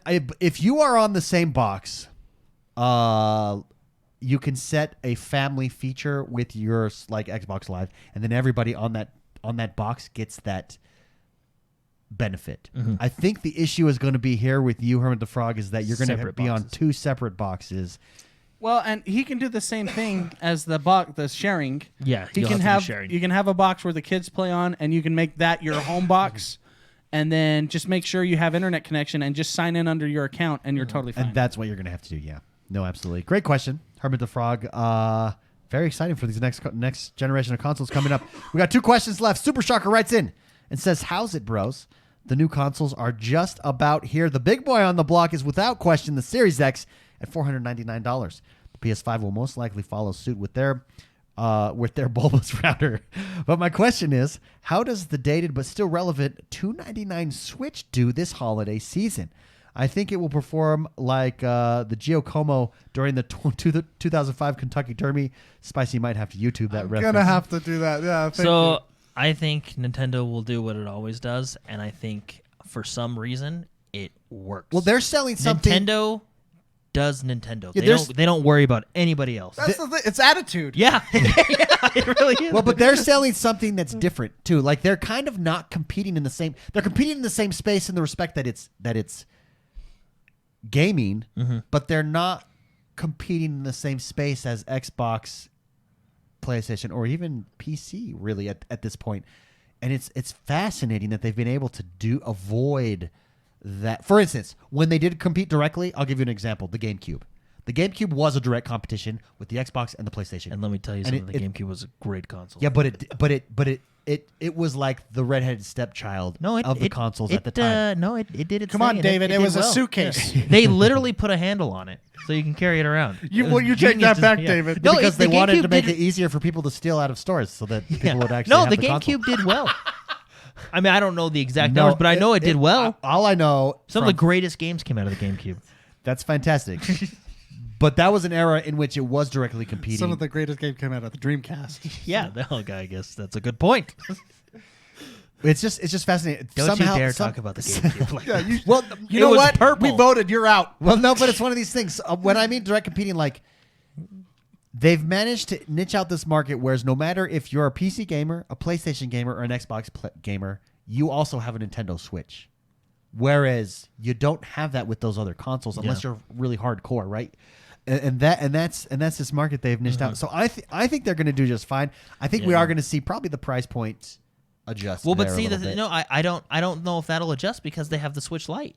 Yeah, they do have the Switch Lite, which is cheaper. Which is essentially their version of they're probably going to come out with a longer battery life.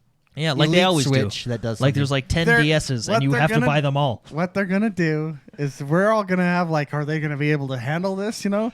Then they're going to have this presentation where a guy comes out in a cowboy suit, like last time, and he's just so excited. And then one guy's saying, I can play on my couch upside down. And then you'll be like, I gotta have one of those. It's their attitude. Yeah, Nintendo is actually the only press conference where they did like a music show that I enjoyed. And it was the anime DJ guy. Yeah. And it's like they just, for some reason, Nintendo's PR department and like event coordinators just know what people want. It just makes you happy to watch them. They're just so hilarious. Remember the cowboy guy, right? He was the 1-2 switch. Yeah, game, he just comes out in his cowboy hat. And then there was the wrestling game. So Super Shocker did submit this question, and in chat he is saying, I say Switch will actually outsell both the PS5 and Xbox this holiday season. And you're probably right. They did it last. Didn't they do it last year? They're crushing it, yeah. Yeah. So we'll see. They don't care, and they have a good time.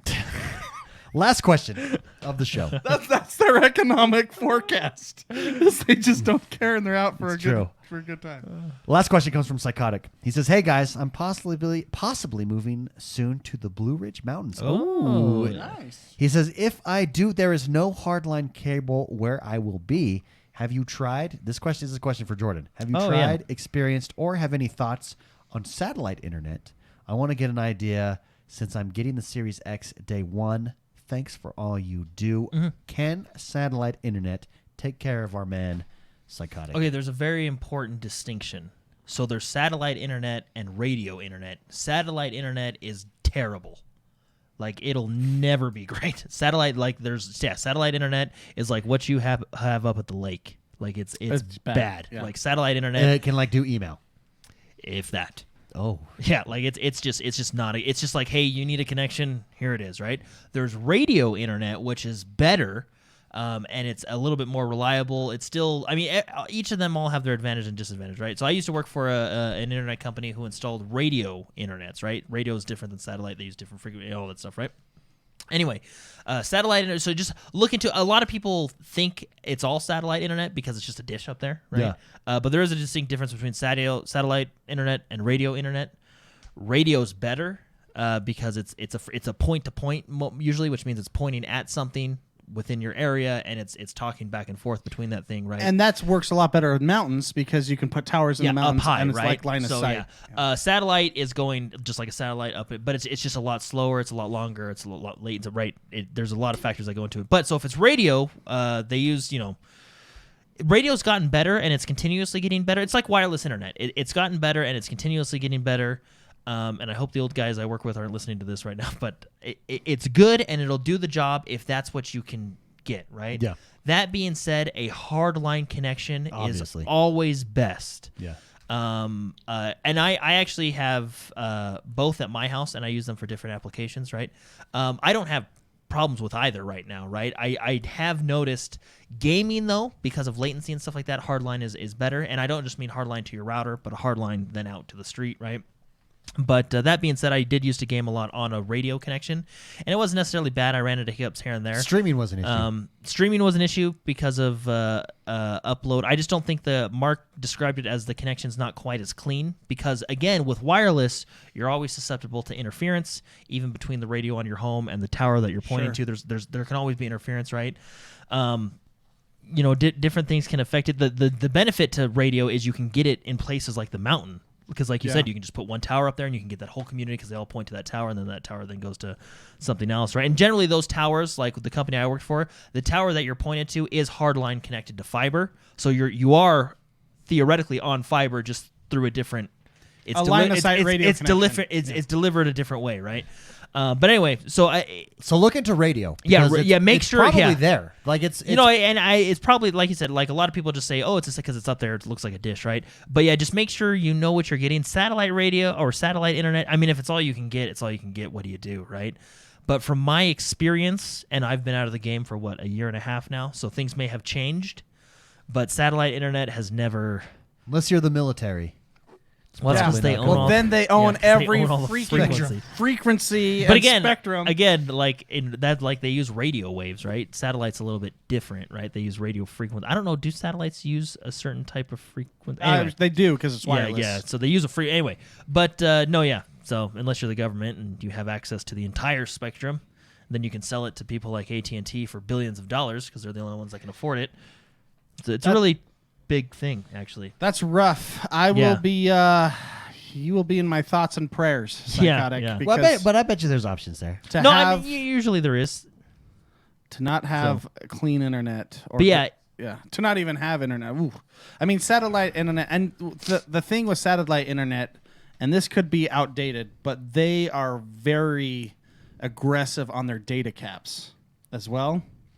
So whenever a new game comes out, you might want to head to your local library, hop on that, and download it there. Yeah. But satellite has generally been really aggressive on data caps. Yeah, it's really interesting. But see, again, I've been out of the game for a year and a half now, but there's a lot of cool things coming down the pipeline, and obviously it's way far away. But you have things like Starlink, right, which is the concept of using satellites to pass data and stuff like that, which is actually from their initial stuff that they're doing from California to New York is super promising and really cool, right? But again, that's not available to the public right now. Anyway, when you do it, like anything, obviously look at your local reviews and see what people say. But if you had the choice and satellite or radio definitely over satellite, in my opinion. If that's what you're what you can get, right? So great question though, Psychotic. Thank you very much for writing in, and that's exciting. The Blue Ridge Mountains, right? Is that in Virginia? Yeah. Oh. Yeah, that's John Denver. Blue Ridge Shenandoah River. That John Denver was full of crap. Rockies. Is that it? So when you lose power, when you lose electricity, electricity is one of those things that you don't think about, and then when it's gone, it's like you realize how integral it is to your life. And we didn't have electricity this week, and it makes me. I'm looking at and going to be getting soon one of those backup power generators that automatically connects to your house and just immediately turns everything. They're actually not that expensive. And runs off natural. It runs off natural gas. You need to look into those. Wait, it's a natural gas one that you can hook up to your pipes? Yeah. And I want one. And so it just kicks on. Is it natural gas or is it propane? No, it's not. Well, there's different types, so you can have one stored with propane. But yeah, the whole world has never made a propane one. It's all natural. I'm just kidding. You're looking at me like I'm real. No, but the natural gas, and it just automatically kicks on. That's the one thing is we had, because it was cold when we didn't have power, we just put batteries in our fireplace, and boop, our fireplace is on because of the gas. You got to be careful though when you buy one of those. It's like buying a power supply for your computer. You got to look at the wattage. How much, what I mean? Because you can't just. Jordan was so. You know about this stuff? Yeah, because we used to have to use them for the towers for my old job. Oh. And there's this one can't be used on tower A because that one pulls way more power than this can. Well, what generate, I want, right? So I just want to be able to. The power goes out and I don't even notice. Yeah, like there's a flicker and it's like, you're probably gonna need a beefy generator for that. I mean, I don't know on average what a house. Huge. They're but I don't. When you say reasonable, I think generators in that realm are like $700 to $1,000. Oh no, I'm talking. Well, yeah. Well, see, when I see reasonable, I think like, that's going to cost like $20,000 to get that type of setup. No, I'm talking about $10,000 and under to have your. Well, whole if house you pay $10,000, you can pretty get it. You can get a pretty. Yeah, that's what I'm talking about. I'm talking about. I'm expecting solar panels. $10,000. I'm expecting to pay about between $5,000 and $6,000. With that much money, I'm going to get a windmill in my backyard. Well, you don't think that's good? I thought that's good. I don't know why I thought that's good. I'm like, that's not bad. I mean, those of us that have $10,000. Imagine how many batteries you could buy with $10,000. What do I need batteries for? I've got a generator in my backyard. My whole house is a battery. I would duct tape them all together and have a 240 line coming in. No, but no, you really, this is actually good. You got to make sure you know how much wattage your house is pulling, because you can't just plug it into the breaker box and the whole house. I'm not going to install this myself. I love how Jordan was like, he's like Hank Hill with propane on King of the Hill. He knows his stuff. Tell you what you got to do. What you can't do is get a crappy one. All right, that's what you can't do. What you got to do is get a good one. Well, no, I just don't want you to go buy like a $200 one and then you buy the switch and hook it up to your breaker box. I never want to be. And what it does is it's nighttime. When nighttime comes, it's like, well, there's nothing to do. Let's go My to bed. Switch had a full charge, so at least I had that. Yeah, there you go. And actually, I think they should use that as an advertising thing. Like, hey, you in a hurricane? Pull out your Switch. And he's like getting sucked up in a twister. That's hilarious. Oh, man. Well, great. Thank you very much, everybody, for joining us this week. A very exciting time to be a gamer. Very exciting time to be jumping into the next generation of games. Mm-hmm. Again, if you haven't yet, please head over to iTunes or Spotify, wherever you listen to the show. Rate, review, and subscribe to us there. Also, come join us on YouTube, youtube.com/XoneBros. Have a great week gaming, guys. It's going to be exciting to see what else comes down the pipe as we get closer to the next generation of launch. Have a good one, everybody. We love you. Bye-bye. See you later.